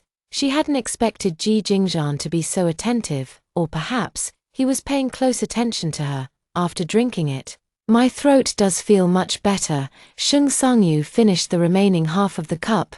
That's good. Ji Jingzhan picked up the thermos and poured another cup of monk fruit tea. After a 20-minute break, they continued with the next scene. Ji Jingzhan spent the entire day doing the work of Sheng Sangyu's assistant, preparing water for her, draping a coat over her shoulders, arranging low-calorie meals, and so on. Around 10 p.m., the director announced the wrap. Before everyone left, he reminded them once more, we're shooting the sunrise scene tomorrow morning. Set your alarms properly. Don't drop the ball. Those present responded one after another. Okay, got it. Sheng Sangyu got into the same car as Ji Jingzhan. She turned to look at him and casually asked, are you really planning to be my temporary assistant these few days? Ji Jingzhan smiled and asked, why the sudden question? Was my performance today not good enough? Your performance was excellent, Sheng Sangyu said. It's just that I'm worried more rumors might cause trouble for you. There's no benefit in being frequently linked to a female celebrity. Ji Jingzhan gazed at her and said softly, Sangyu, I don't mind these things. Sheng Sangyu looked at him with confusion and asked, you're still single. If you don't mind these things, then what do you care about? I care about you. He stared at her intently, the words on the tip of his tongue, yet he couldn't bring himself to say them. This occasion lacks any sense of ceremony and isn't suitable for a confession. After a long pause, Ji Jingzhan said lightly, you'll find out, eventually. Sheng Sangyu murmured softly, so mysterious. The car stopped at the hotel entrance. Ji Jingzhan got out first, then extended his hand in a gentlemanly manner to help Sheng Sangyu step down. The two walked through the hotel entrance together, took the elevator upstairs, bid each other good night, and then returned to their respective rooms. During a break in filming, Sheng Sungyu sent a WeChat message to check on Xiao Guan. Upon learning that Xiao Guan was already asleep, she decided not to knock on the door. After showering and lying in bed, that question surfaced in her mind once again. She was curious, what exactly was Ji Jingzhe concerned about? Could it be that Ji Jingzhan already has a woman he likes, but she's unattainable, which is why he doesn't care about his reputation or the rumors with her? The more I think about it, the more likely it seems. Sheng Sungyu pondered until she fell asleep. Shooting for over 10 hours a day was truly exhausting. The next morning at 5, Sheng Sungyu was woken up by her alarm. She glanced at her phone screen, where a memo read, "Wake up early for the sunrise scene." She let out a big yawn and reached out to turn on the bedside lamp. No choice. Even if she hadn't slept enough, she had to get up. She couldn't keep everyone waiting for her. Today, they were heading to another filming location. Ji Jingzhan had gone downstairs a step ahead of Sheng Sungyu and was already sitting in the car. After she got in the car, Ji Jingzhan handed her an insulated bag. "Sungyu, we're starting too early today. The hotel isn't serving breakfast yet. Make do with this for now, thank you. This temporary assistant of yours is really too competent." Sheng Sungyu opened the insulated bag, inside which were 2 sandwiches and 2 bottles of milk, breakfast for 2. She took out one portion and handed it to Ji Jingzhan before retrieving her own and starting to eat. Both the milk and sandwiches were still warm. At this early hour before dawn, having a hot breakfast was truly no small feat. After breakfast, Ji Jingzhan thoughtfully handed her a tissue, wiping the corners of her mouth. Sheng Sungyu casually asked, "Which shop did you get the sandwich from? It's quite tasty." "Bought it from LM Bakery, about 5 or 6 kilometers from here." "Oh. That shop has really nice decor, with sky blue exterior walls." "Right, I caught a glimpse of it when passing by in a car before, so I have a bit of an impression." Ji Jingzhan nodded with a smile. "That's right, the exterior wall of that shop is sky blue." The car stopped at the foot of a scenic mountain. After quickly changing clothes and applying makeup, Sheng Sungyu immediately immersed herself in the acting mode. She filmed the hiking scenes with Chen Nan. Then they took the car to the mountaintop and shot the scene where the male and female leads watched the sunrise together. The wind on the mountaintop was strong, howling fiercely, making people shiver from the cold. After filming the sunrise scene, Sheng Sungyu's hands were almost frozen stiff, and even with gloves on, she still felt extremely cold. Clearly lacking experience with northern winters, the gloves she had prepared seemed insufficiently thick. Ji Jingzhan helped Sheng Sungyu into the car and quickly asked with concern, "Sungyu, how are you feeling?" "My hands feel cold." Hearing Sheng Sungyu say her hands were cold, Ji Jingzhan removed her gloves and touched the back of her hand. It was indeed as cold as ice. He gently held her hand, enveloping it in his warm palm. And soon her hand began to warm up. Apart from acting scenes, Sheng Sungyu had never been in such close contact with a member of the opposite sex before. Her peripheral gaze inadvertently fell upon him. His expression was earnest and focused, as if the matter before him was of utmost importance. Gazing at his flawlessly handsome profile, Sheng Sungyu suddenly felt her heartbeat quicken, her cheeks warming slightly. She quickly lowered her head, concealing the emotions welling up in her eyes. The car's heater was on, and the atmosphere between the two grew increasingly warm. Extra, Sheng Sungyu Ji Jingzhan, 4. After a short break, everyone threw themselves back into the busy filming. After a full day of work, everyone was exhausted from the early morning start. Not long after dinner, the director announced the wrap, telling everyone to return to the hotel early for some rest. Sheng Sungyu went back to her room, took a shower, and lay on the bed.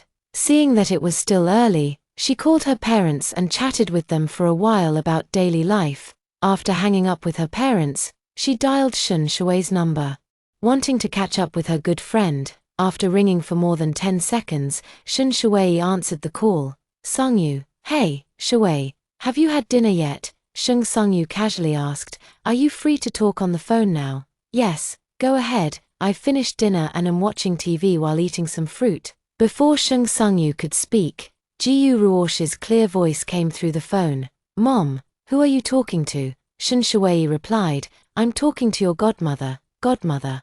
Godmother Tilda Jiu Ruochen and Jiu Ruoshi called out to Sheng Sangyu repeatedly. Shui, let me talk to the children first, Sheng Sangyu said. Shen Shui asked, shall we switch to a video chat on WeChat? Sure, no problem. They quickly hung up the phone and switched to a video call. Jiu Ruochen and Jiu Ruoshi sat beside Shen Shui, and the faces of the mother and her two children appeared on the phone screen.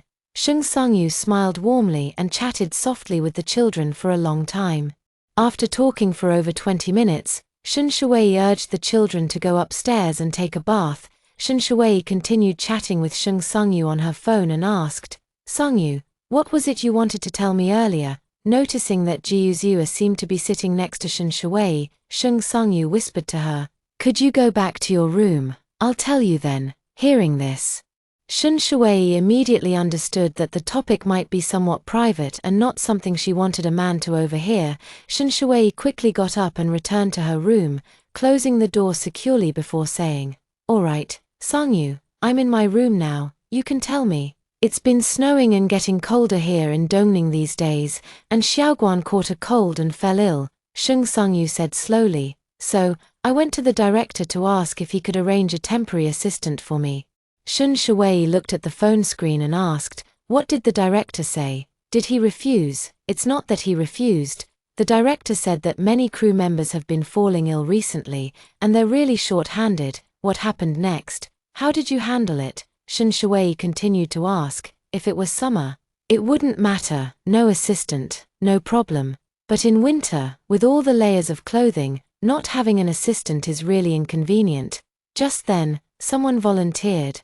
Sheng Sangyu's voice paused as she suddenly chuckled. Shen Shui, full of curiosity, urged impatiently, oh, come on, tell me already, who was the volunteer? Was it one of your fans? Sheng Sangyu didn't keep her in suspense any longer and answered directly, not a fan, it was Ji Jingzhan. Well, Tilda young Master Ji as your temporary assistant, Shen Shui asked with a smile. How did that feel? After these 2 days together, I think I might have some feelings for him. Shen Shui teased, what kind of feelings? Could it be the feeling of falling in love? There was no need to hide her emotions in front of a close friend, so Sheng Sangyu nodded lightly. Seeing Sheng Sangyu nod, Shen Shui thought to herself, Ji Jingzhan has finally waited for his moment of triumph. Shen Shi smiled and said, you're both single, and since you've developed feelings for him, you could try dating. Actually, I've always felt that you two would make a great match. Sheng Sangyu shook her head. What's the use of me having feelings for him? He already has someone he likes in his heart. Shen Shi asked briefly. Who is it? I don't know, it's just my guess, Sheng Sangyu said with conviction. He doesn't care at all about the rumors between us. I suspect there must be someone he loves but can't have in his heart, like a first love or a white moonlight. That person married someone else, and he just can't forget her. Shen Shui couldn't help but laugh for a while before saying, Sangyu, I've noticed your imagination is too vivid, you can conjure up so many scenarios in your mind. I finally developed feelings for a man. It seems I'll have to hit the brakes in time. A man who belongs to someone else is not someone I'd touch, Sheng Sangyu said with a look of melancholy, letting out a long sigh. No need to break, Shen Shui said. Sangyu, if he doesn't mind being linked with you in rumors. There might be another possibility. What? Perhaps, the person he likes is you. Sheng Sangyu's eyes flickered. Is there really such a possibility? Shen Shui nodded with great certainty. Based on my observations, the probability is over 99%. He likes me. After pondering for a long time, Sheng Sangyu continued, thinking carefully, it does seem a little possible. I never thought about it this way before, always believing Ji Jingzhan only treated her as a friend.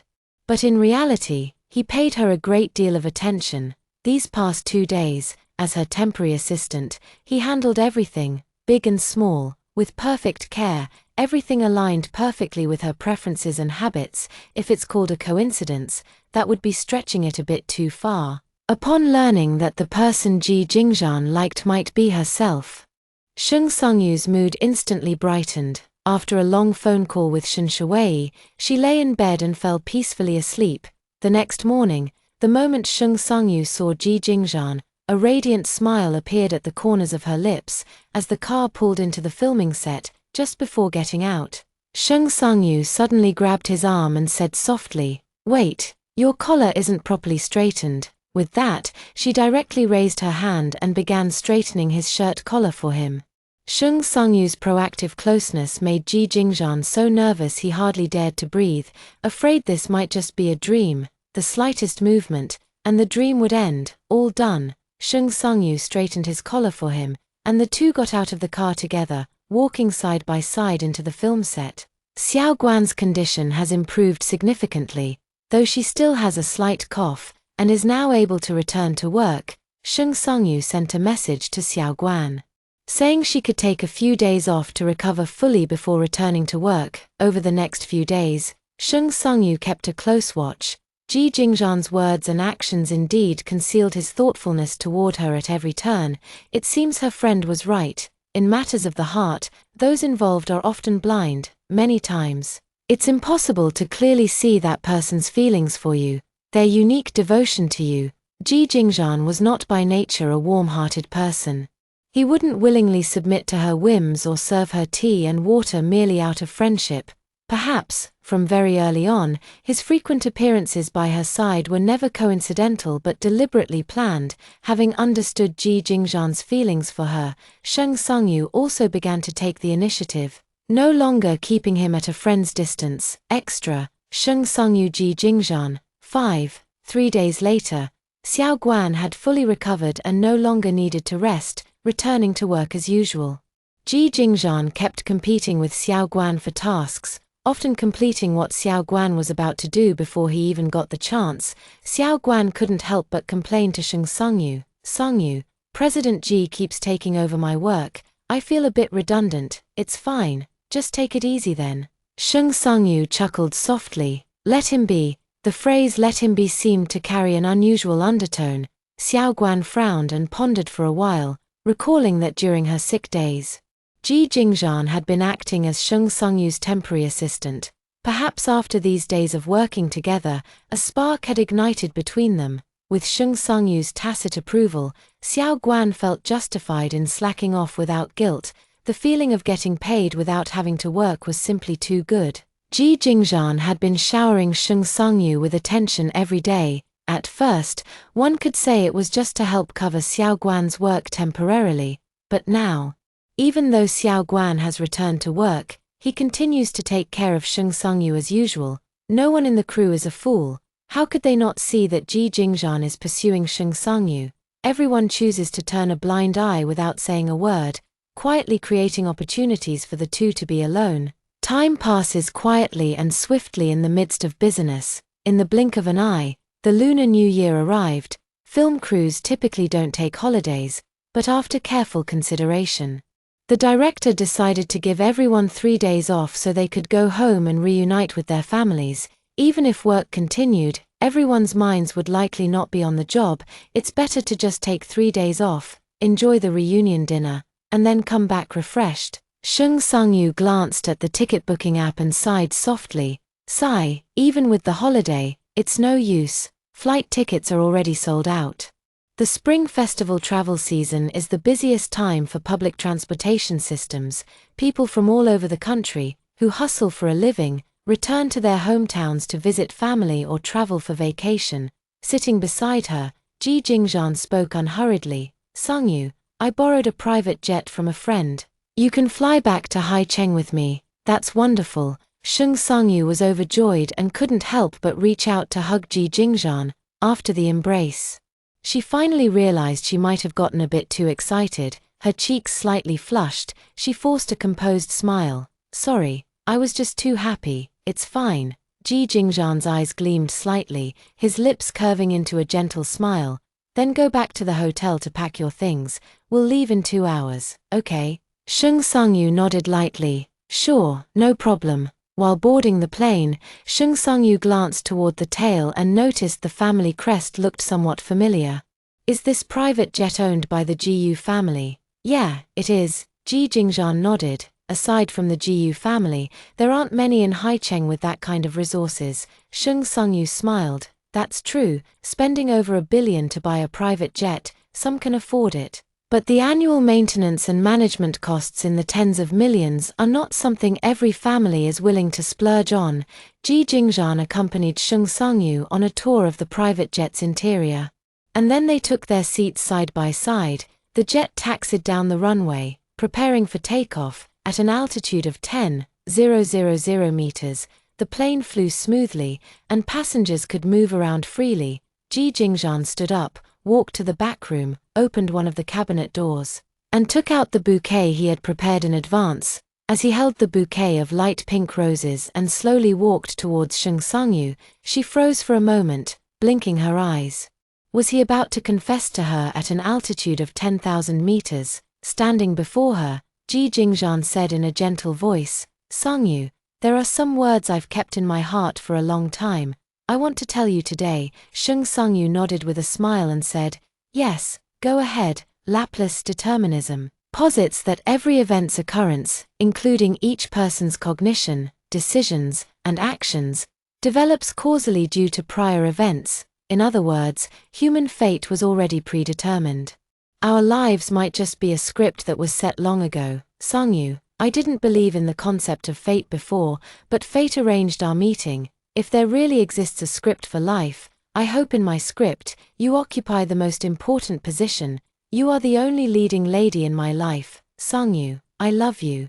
Ji Jingzhan gazed at her with deep affection. Will you be with me? Hearing his heartfelt confession, Sheng Sangyu's delicate face revealed a faint dimple. Like a pear blossom in full bloom, she nodded vigorously. Yes, I will. Since they were already mutually in love, Sheng Sangyu didn't hesitate in the slightest. She reached out and took the bouquet of roses that Ji Jingzhan was holding the pale pink roses. The smile on her face deepened. She slightly tilted her head up, her bright and beautiful eyes fixed on Ji Jingzhan. After a moment of affectionate eye contact, Ji Jingzhan leaned down, one hand supporting the back of her head while the other wrapped around her slender waist, and kissed her tender lips. Sheng Sangyu casually placed the cumbersome bouquet on a nearby spot. She wrapped her arms around his shoulders and responded to his kiss. Ji Jingzhan and Sheng Sangyu are like twin flames, two souls destined to be together, and nothing can tear them apart. At this moment, everything around them fades away as they embrace and kiss each other. The flight attendant opened the door of the workroom, peeked out and saw this scene. She quickly withdrew her right foot that had stepped out, silently closed the door again. It wasn't until the plane was preparing to land that the flight attendant had to use the intercom to remind them, "Please return to your seats and fasten your seatbelts," thinking of that lingering and passionate kiss just now. Sheng Sangyu's face flushed so red it could drip blood, her eyes brimming with tender affection as soft as water. Truly, she was more delicate and charming than a flower, making Ji Jingzhan unable to tear his gaze away. Now officially a couple, the two walked out of the airport hand in hand, taking a deep breath. Sheng Sangyu said cheerfully, "We're back, Tilda. The weather is really lovely today." Ji Jingzhan looked up at the sky and nodded. Yes, the weather is really nice today." A few passers-by walking around them glanced at the sky in confusion. The sky was overcast, and it looked like it was about to rain. How could this be called nice weather? What others didn't know was that for two people in love, whether the sky was clear or overcast, every day was good weather to them. Extra. Sheng Sangyu Ji Jingzhan, 6. 1 year later, the highly anticipated Golden Flower Awards will be held today. The TV series starring Sheng Sangyu has consistently topped the popularity charts on major platforms in the 6 months since its premiere. This time, she has also been nominated for the Golden Flower Awards Best Actress. Ji Jingzhan and Sheng Sangyu arrived at the venue. Sheng Sangyu wore a blue gradient starry evening gown with a sweetheart neckline, revealing her snow-white shoulders and delicate collarbones. Her shimmering eyeshadow perfectly accentuated her captivating crescent-shaped eyes. While her beautiful lips bloomed like peach blossoms, Ji Jingzhan gallantly extended his hand to assist her out of the car. Dressed in a custom-tailored black suit, his refined and aloof demeanor drew countless admiring glances. Standing side by side, they made a truly perfect match. Click, click. The entertainment reporters' cameras were trained on them, continuously clicking their shutters. "Sangyu, look over here, Look over here, Shung Sang-yu. Gracefully walking down the red carpet with Ji Jingzhan's arm in hers, waved at the reporters and flashed a radiant smile. Not long after dating Ji Jingzhan, Shung Sang-yu made their relationship public. Since she had found someone she truly loved, she didn't want to hide it and openly announced their romance. Most fans expressed their blessings, genuinely happy that their beloved sister had found happiness. A small portion of her boyfriend fans unfollowed her, which was something Shung Sang-yu had anticipated. However, Shung Sang-yu didn't pay much attention to it. Work is work, life is life, and work should not override life. No female celebrity would choose to remain unmarried and live out their days alone for the sake of their fans. Walking along the red carpet to the sign-in desk, the etiquette lady gestured and said with a smile, "Mr. Ji, Miss Shung, please come up to sign." Ji Jingzhan walked onto the stage first, then turned around and extended his hand to Shung Sang-yu, reminding her softly, "Sang-yu, watch your step." Shung Sang-yu hummed in response, raising her slender, fair right hand and gently placing it in his palm, walking onto the stage with elegant grace. They took 2 pens from the tray held by the etiquette lady and then signed their names in the blank space on the backdrop. Shung Sang-yu returned the pen to the etiquette lady and stood next to Ji Jingzhan, his arm around her waist. As they smiled sweetly for the camera, a crowd of entertainment reporters were taking photos, the sound of camera shutters incessantly filling the air. Ji Jingzhan wasn't quite accustomed to standing under the flashing lights, but he would try his best to adapt, because he wanted to accompany Shung Sang-yu. After signing autographs and taking photos, Shung Sang-yu and Ji Jingzhan stepped down from the stage and continued inward, guided by the usherette to their seats in the front row. Ji Jingzhan was the CEO of Xingtsan Film and Television, while Shung Sang-yu was one of the nominees for Best Actress. Both were highly sought-after figures in the industry. Soon after they sat down, many people proactively came over to greet them. When it was time for the party to begin, everyone returned to their seats, and 2 hosts walked onto the stage. The hosts briefly introduced the party, welcomed and thanked the guests, and also introduced the party's sponsors. After a lengthy opening speech, today's award ceremony finally began. The first awards to be presented were for Best Picture, Best Newcomer, Best Screenplay, Best Supporting Actor. Shung Sang-yu's expression remained calm, but her hand, interlocked with Ji Jingzhan's, unconsciously tightened its grip on his. She was still quite nervous inside.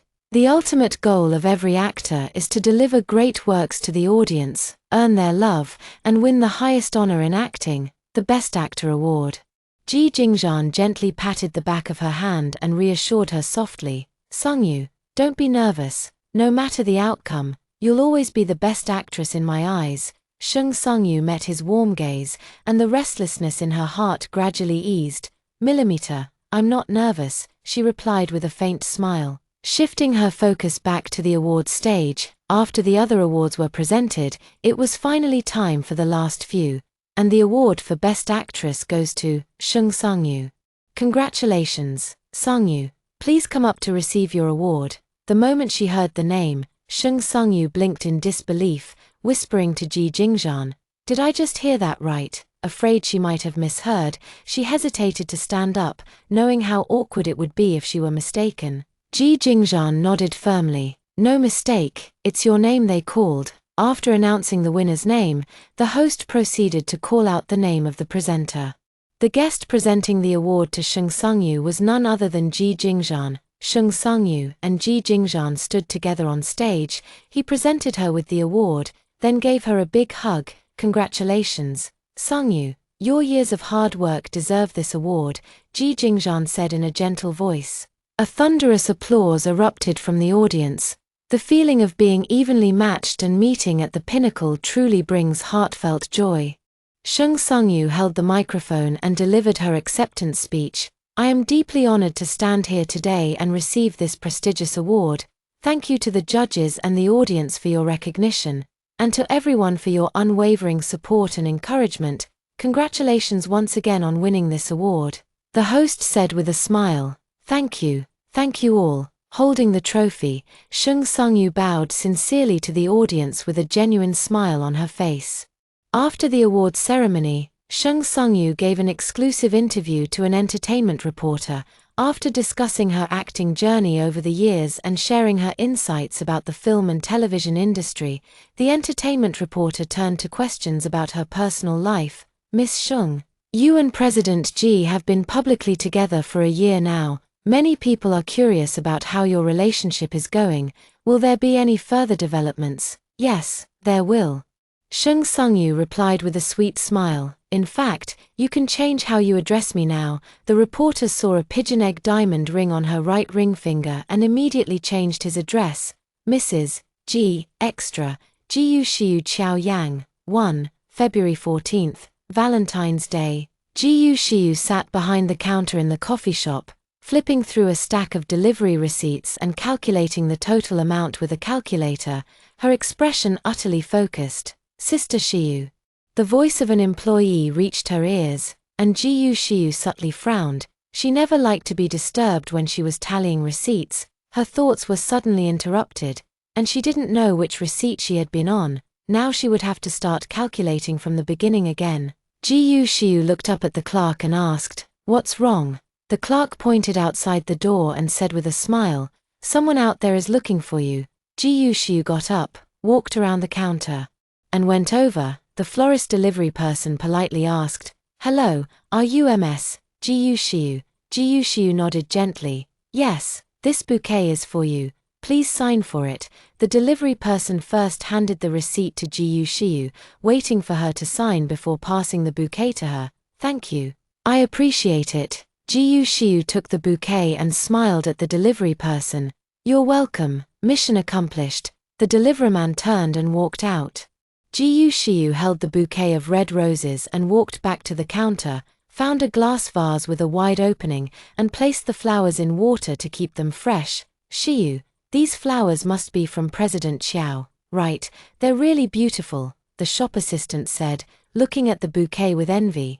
Jiyu Shiyu slightly lowered her head, inhaled the delicate fragrance of the roses, and a gentle smile blossomed on her face. "Yes, he sent them."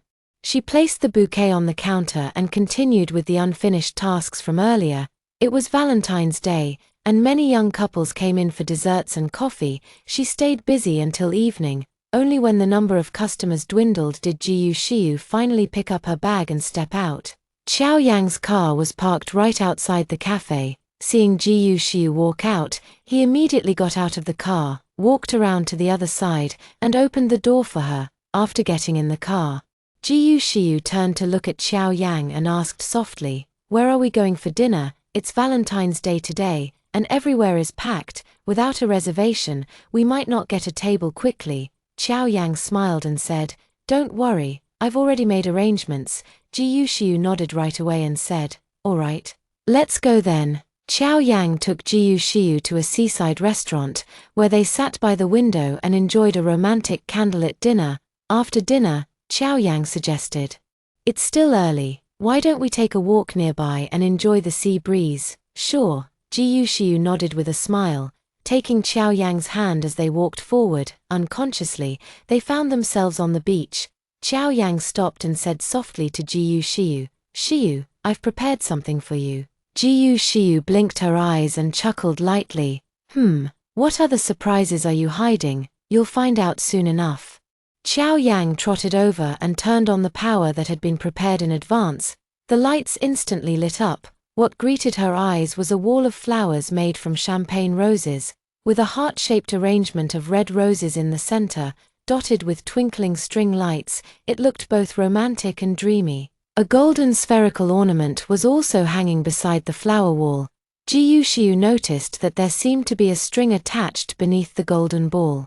She reached out and casually gave it a tug downward. Bang! The golden ball opened from the middle, and a banner dropped down, revealing the words written on it to her. The calligraphy on it was in Qiao Yang's handwriting. The banner read, "Will you marry me?" Jiyu Shiyu's eyes sparkled with delight as she gazed joyfully at Qiao Yang. Qiao Yang took out a jewelry box from his pocket, knelt on one knee, and looked at Jiyu Shiyu with tender affection. "Shiyu, every moment with you fills me with immense happiness. I truly hope to spend every single day of the rest of my life with you. I've decided on you for this lifetime. my tranquil heart will only ripple for you. Shiyu, I will respect you, care for you, and stay by your side. Will you marry me? Shiyu nodded with a smile. Yes, I will marry you. Qiao Yang took her right hand, kissed the back of it, and then slipped the ring onto her ring finger. He stood up, drew her into his embrace, and said in a clear voice by her ear, Shiyu, the years ahead are long, with the sun, moon, stars, mountains, rivers, and seas. We will walk hand in hand together. Shiyu looked up at him and said softly, Qiao Yang, meeting you is the greatest fortune of my life. Extra story, Shiyu Qiao Yang, 2. Half a month later, on a sunny and pleasant afternoon, Qiao Yang and his parents went to the Jiyu family to propose marriage. Although the Qiao family was just an ordinary household, Mr. and Mrs. Qiao still did their utmost to prepare generous betrothal gifts. They prepared cordyceps and birds' nests for the elderly, and special candies and pastries for the children. They also prepared a lot of jewelry, tea, alcohol, dried fruits, and more. After Qiao Yang successfully proposed to Shiyu, the Jiyu family was already prepared, just waiting for the Qiao family to come and make the formal marriage proposal. The car slowly drove into the Jiyu family's villa, and both of the Qiao elders were stunned by the luxury of the villa. But the moment the car stopped, they quickly composed themselves, hiding their astonishment. They couldn't embarrass their son or appear as if they'd never seen such grandeur before. All members of the Jiyu family stood up and went outside to welcome their future in-laws. Mr. Qiao, Mrs. Qiao, Qiao Yang, how do you do? Elder Jiyu was the first to step forward and greet the Qiao family. The three members of the Qiao family got out of the car and, according to seniority, greeted the Jiyu family one by one. After exchanging pleasantries for a while, Old Master Jiyu beamed and said, Don't just stand there, come inside and sit down so we can chat properly. Everyone took their seats in the living room, and soon servants arrived to brew gongfu tea and serve the pre-prepared fruits and snacks. After drinking a few cups of tea, Mr. and Mrs. Qiao slowly began to explain the purpose of their visit that day. Jiyu Baiyang looked at Shiyu with affection, then turned to the three members of the Qiao family and said, Our family is very open-minded and respects our children's opinions. As long as Shiyu herself is willing, we have no objections. Besides, Qiao Yang is an outstanding young man. Of course, Jiyu Baiyang had investigated Qiao Yang and even met him in person. That's why he could say such words and feel assured about entrusting his daughter to Qiao Yang. Qiao Yang likes Shiyu very much, and we adore her just as much. If she could marry Qiao Yang, it would be an immense blessing, said Mr. Qiao. We've prepared a betrothal gift of 299,000 yuan, symbolizing the couple's everlasting love. Also, there's this. Please take a look. For an ordinary family, a betrothal gift of 299,000 yuan already demonstrates great sincerity. The Jiyu family didn't care whether the betrothal gift amount was large or small. This is indeed an auspicious number, and the Qiao family clearly put thought into it. Mr. Qiao took a document from his wife's bag and handed both the document and the bank card to Jiyu Baiyang. Dear in-laws, please take a look. Why is there a document prepared too? Jiyu Baiyang asked with a puzzled expression as he took the file and flipped through it. A prenuptial agreement. Father Qiao nodded and said, Yes, indeed. Your Jiyu family is a wealthy and influential household, while our Qiao family is just an ordinary one. To protect Shiyu's rights, it's only natural to sign a prenuptial agreement. In addition to her premarital assets exceeding 10 billion, Jiyu Shiyu also holds shares in the group, which generate substantial annual dividends. Calculated together, this amounts to several hundred million each year, all of which would be considered joint marital property. Thus, the prenuptial agreement clearly states that all of Jiyu Shiyu's postmarital assets remain her sole property. If Jiyu Shiyu and Qiao Yang were to divorce, Qiao Yang would leave with nothing, and the Qiao family wouldn't gain a single advantage. This was something Qiao Yang had planned long ago, and his parents fully supported it. In the eyes of Qiao's parents, wealth is merely external. Their son is capable enough to support his own small family, as long as the young couple can live happily together. They have no other demands. Side story. Jiyu Shiyu Qiao Yang. 3. After reading the prenuptial agreement, Jiyu Baiyang passed the document around for all the Jiyu family members to review in turn. After everyone finished reading the prenuptial agreement, they all showed expressions of slight surprise. Even Jiyu Shiyu hadn't expected that Qiao Yang would do this. He had considered so much for her. Jiyu Shiyu slightly furrowed her brows, her gaze resting on Qiao Yang as she said to him, "No, Qiao Yang. I've never been concerned about property matters. You don't need to sign such an agreement with me, Shiyu. It's you as a person that I love," Qiao Yang said. "Consider this prenuptial agreement as a token of my sincerity towards you. It's proof of my genuine feelings. I truly didn't choose to marry you for your wealth." Qiao's mother then spoke softly, continuing Qiao Yang's words, "Shiyu, don't overthink it. It was Qiao Yang's own idea to sign this, and we fully support his decision." Qiao's father nodded in agreement, adding, "Besides, if we didn't sign this agreement, we'd feel uneasy. The gap between our family and the Jiyu family is too vast. With this agreement in place, we can interact without any psychological burden in the future." Seeing the Qiao family's insistence, Jiyu Baiyang and Shu Qing exchanged a glance, and then the couple nodded simultaneously. "Since the in-laws insist, then you two should sign this prenuptial agreement," Jiyu Baiyang said to Jiyu Shiyu and Qiao Yang. The Jiyu family had not demanded that Qiao Yang sign a prenuptial agreement, but the Qiao family's perspective was that without signing this agreement, they might inevitably feel inferior in front of the Jiyu family. The Qiao family voluntarily gave up Jiyu Shiyu's share of the marital assets, and making this decision is truly admirable. Since the elders had already agreed, Jiyu Shiyu didn't say anything more and signed her name on the prenuptial agreement. In the evening, several of the Jiyu family's head chefs prepared a lavish feast to entertain their future in-laws and future son-in-law. During the meal, everyone chatted happily and harmoniously. Although the Jiyu family is among the elite wealthy, they have a very approachable temperament. The topics they discussed were all ones that Qiao's parents could easily engage with. This put Qiao's father at ease. As he chatted and drank, he ended up having a bit too much and spoke his mind, with a look of admiration. Qiao's father turned to Jiyu Baiyang and said slowly, "I have the utmost respect for soldiers who protect our country. I never imagined my son would marry the daughter of a military officer. That boy must have run a charity in his past life to have such good fortune in this one." Jiyu Baiyang clinked glasses with Qiao's father and smiled. "Qiao Yang is also outstanding. You've raised him well. That's precisely why I feel comfortable entrusting my daughter to his care. Don't worry." Father Qiao said with a stern face, "If Qiao Yang ever treats Shiyu poorly, you won't even need to lift a finger. I'll be the first to break his legs, then I'll drag him over to apologize with a bundle of twigs." Jiyu Baiyang, "No need to go that far." Qiao Yang immediately responded, "Dad, save your energy. That day will never come. He cherishes Jiyu Shiyu too much to ever mistreat her. He'd sooner give her his heart and soul. How could he possibly be anything but good to her?" After eating and drinking their fill, the Qiao family said their goodbyes, and Qiao Yang drove his parents home. The elderly Qiao couple would stay in Haicheng for a while, making it convenient to discuss wedding matters with the Jiyu family. As for the newlyweds' future home, Qiao Yang took Jiyu Shiyu house hunting and bought a new 5-bedroom, 2-living-room apartment in the city center. The property was paid for in full by Qiao Yang and registered under both their names. Jiyu Shiyu owns many properties, but none of them are suitable for a new family home. Unless it's a matrilocal marriage, few would choose to live in the woman's house. Moreover, as a company executive, Qiao Yang is skilled in investment and financial management.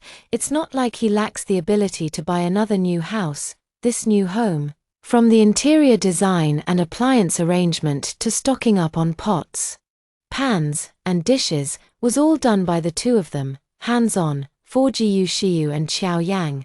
This house holds a special meaning. This is the warm home they've always dreamed of. Extra, Jiyu Shiyu Qiao Yang.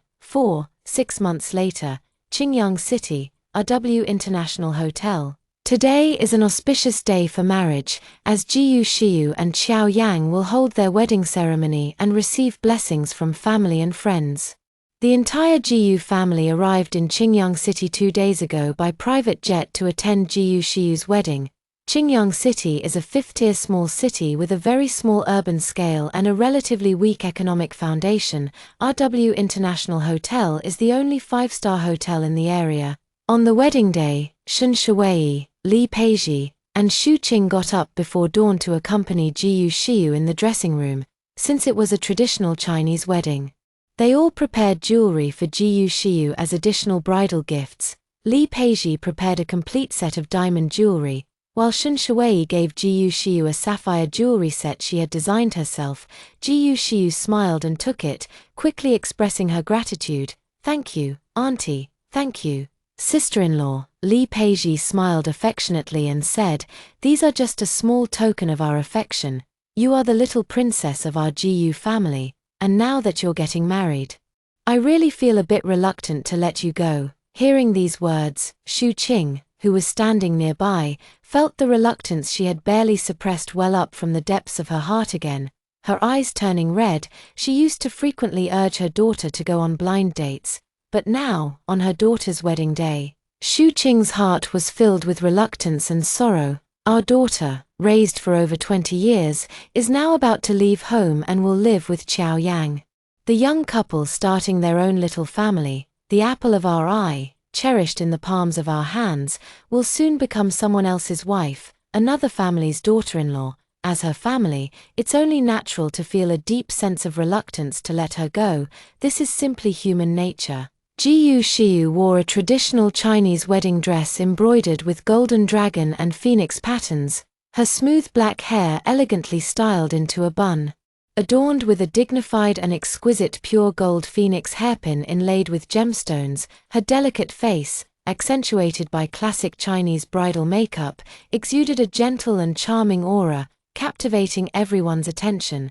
When the auspicious moment arrived, the wedding ceremony was about to begin. With a red bridal veil covering her head, Jiyu Shiyu was carried out of the room by Jiyu Ziyue, descending the stairs to the wedding banquet hall. All subsequent procedures followed the arrangements made by the wedding planning company. Qiao Yang and Jiyu Shiyu each held one end of the red silk embroidered ball. As the double doors of the banquet hall opened, the couple slowly walked into the wedding venue. The wedding venue was decorated in a traditional Chinese style, dominated by vibrant red hues. The space was adorned with numerous double happiness paper cuttings, red silk draping from the ceiling, and even the floral arrangements featured red blossoms. All the guests' eyes were fixed on the newlyweds. Due to the long distance, most of the attendees today were guests from the Qiao family. Many people believe that Qiao Yang has hit the jackpot by marrying a wealthy, beautiful heiress worth tens of billions, allowing him to skip decades of hardship. The Qiao family did not offer any explanations regarding these misunderstandings. If the prenuptial agreement is mentioned, it's hard to guarantee that no one would think it was proposed by the woman's family. This would lead to Jiyu Shiyu being unjustly blamed. The Qiao family would rather let Qiao Yang bear the bad reputation of being called a freeloader, and it didn't matter to them, as long as we can stand tall with a clear conscience.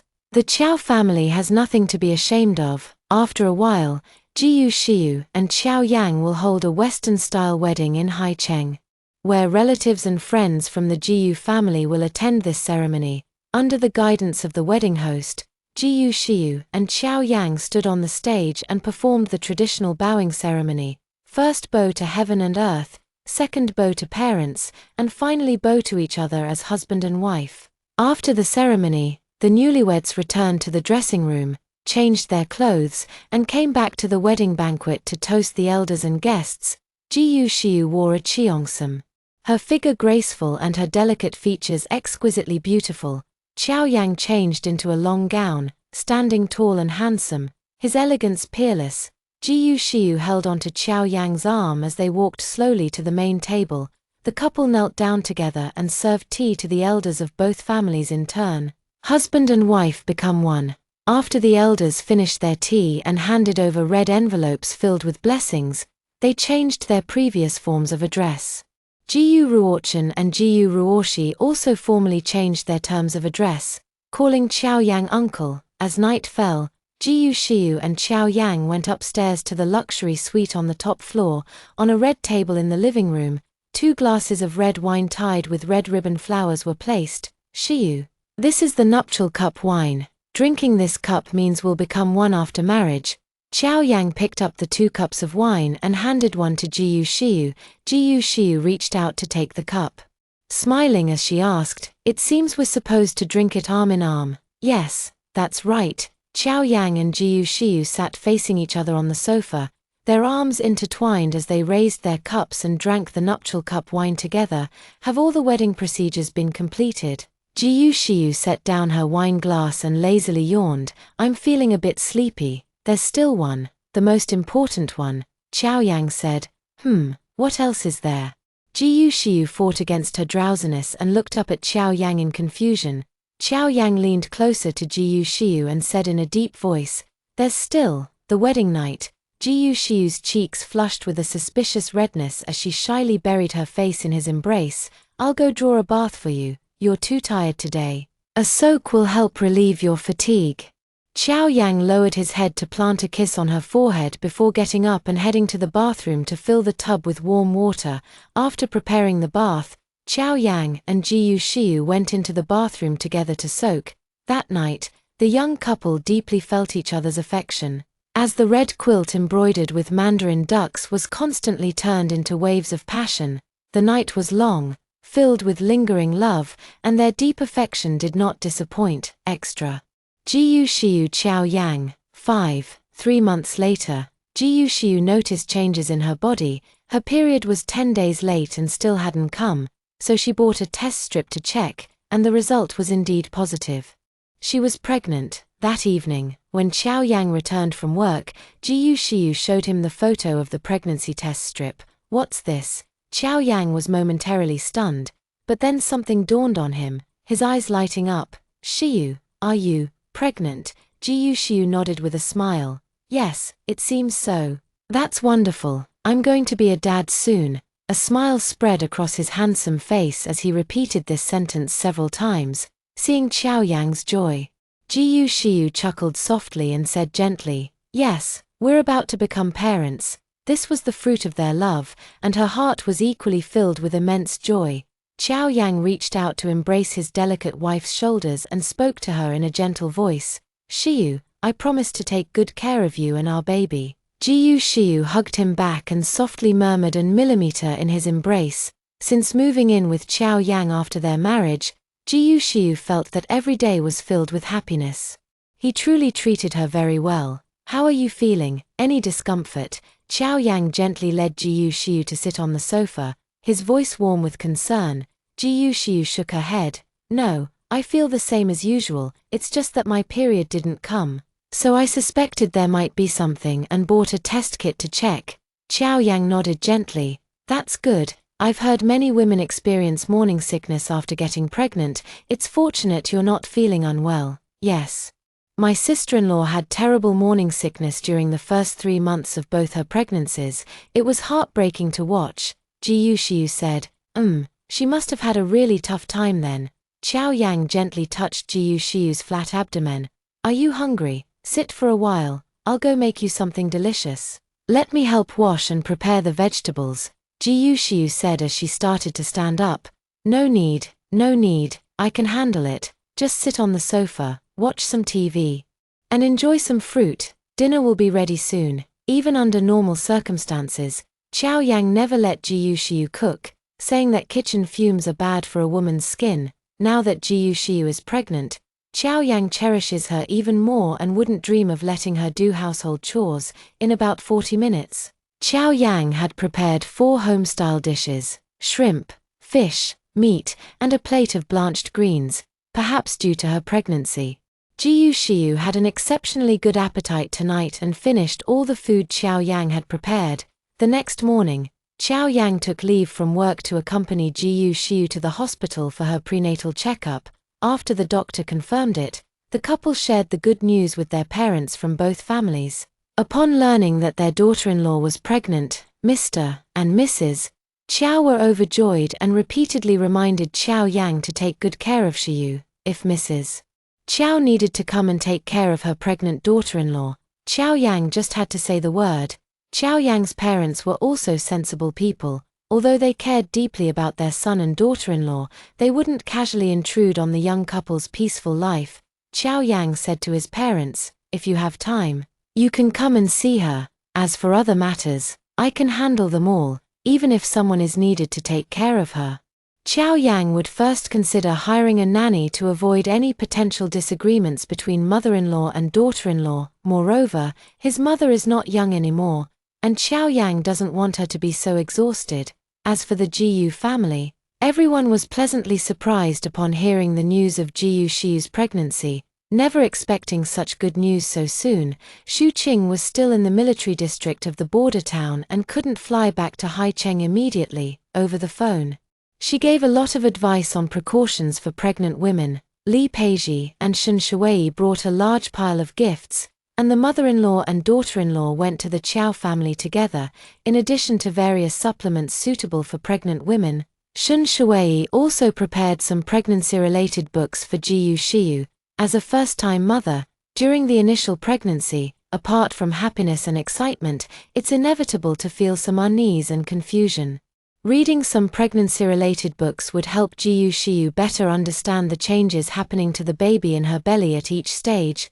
Jiyu Shiyu praised Shen Shuwei for being so thoughtful, even considering this detail. Shen Shuwei smiled gently and said, "If you have any questions in the future, feel free to ask me anytime. I've raised 3 children, so I have some experience to share." Li Peizhi also added, "You can call me anytime if you need anything. I'll come over whenever you need."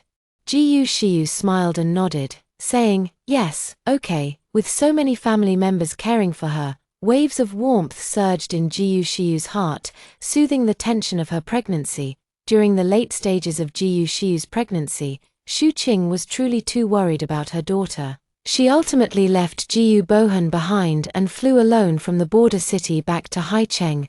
Xu Qing stayed at the Jiyu residence and visited the Qiao family every day to check on Jiyu Shiyu.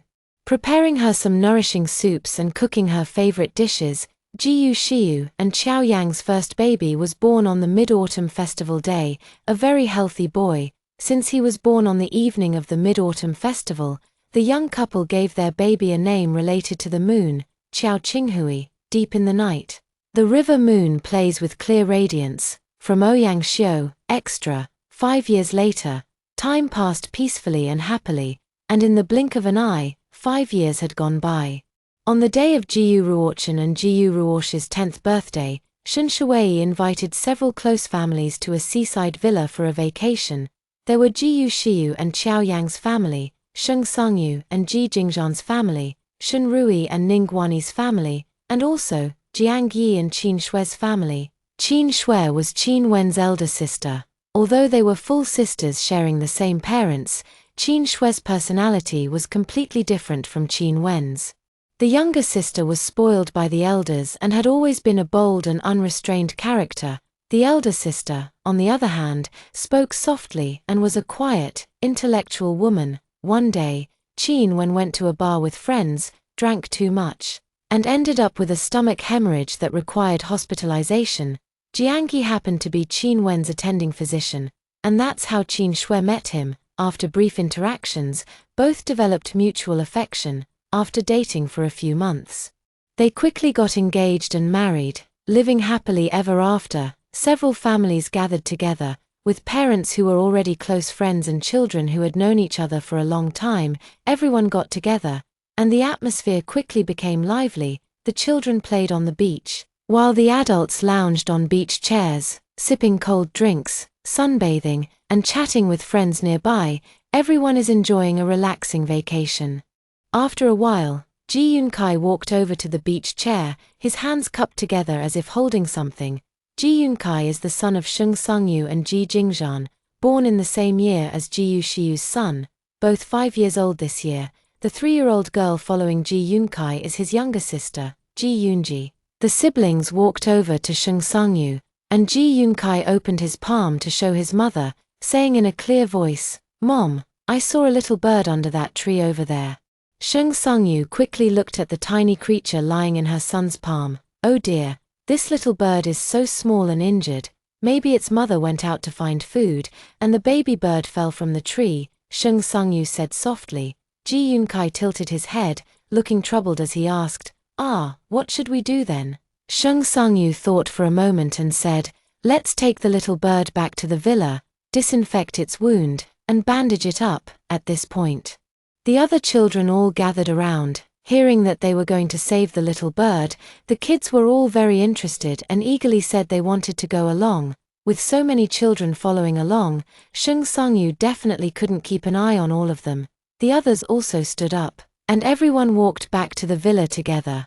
After returning to the villa, Shun Shui suddenly remembered there was a doctor among them on this trip. When it comes to treating wounds, doctors are still more skilled at it. Jiangyi, you're a doctor. Wouldn't it be better to leave the wound treatment to you? Shunsha smiled warmly as she looked at Jiangyi. I am a doctor, but I'm not a veterinarian. As soon as Jiangyi finished speaking, Qin Shui immediately poked him in the side. He quickly corrected himself. Fine, I'll do it. It's just a little thing. I refuse to believe I can't handle it. The others noticed Qin Shui's subtle gesture too, and they struggled to suppress their laughter, not daring to make a sound. Several grown men present, just like Jiangyi, have actually become henpecked husbands after marriage. Even after having children, they still prioritize their wives above all else. However, they would never admit to being henpecked. They call it respecting and cherishing their wives, because having met someone they truly love, the rest of their lives have taken on a whole new meaning. Thank you for watching. This story has come to an end. We appreciate everyone who followed along, and we'll see you in the next one.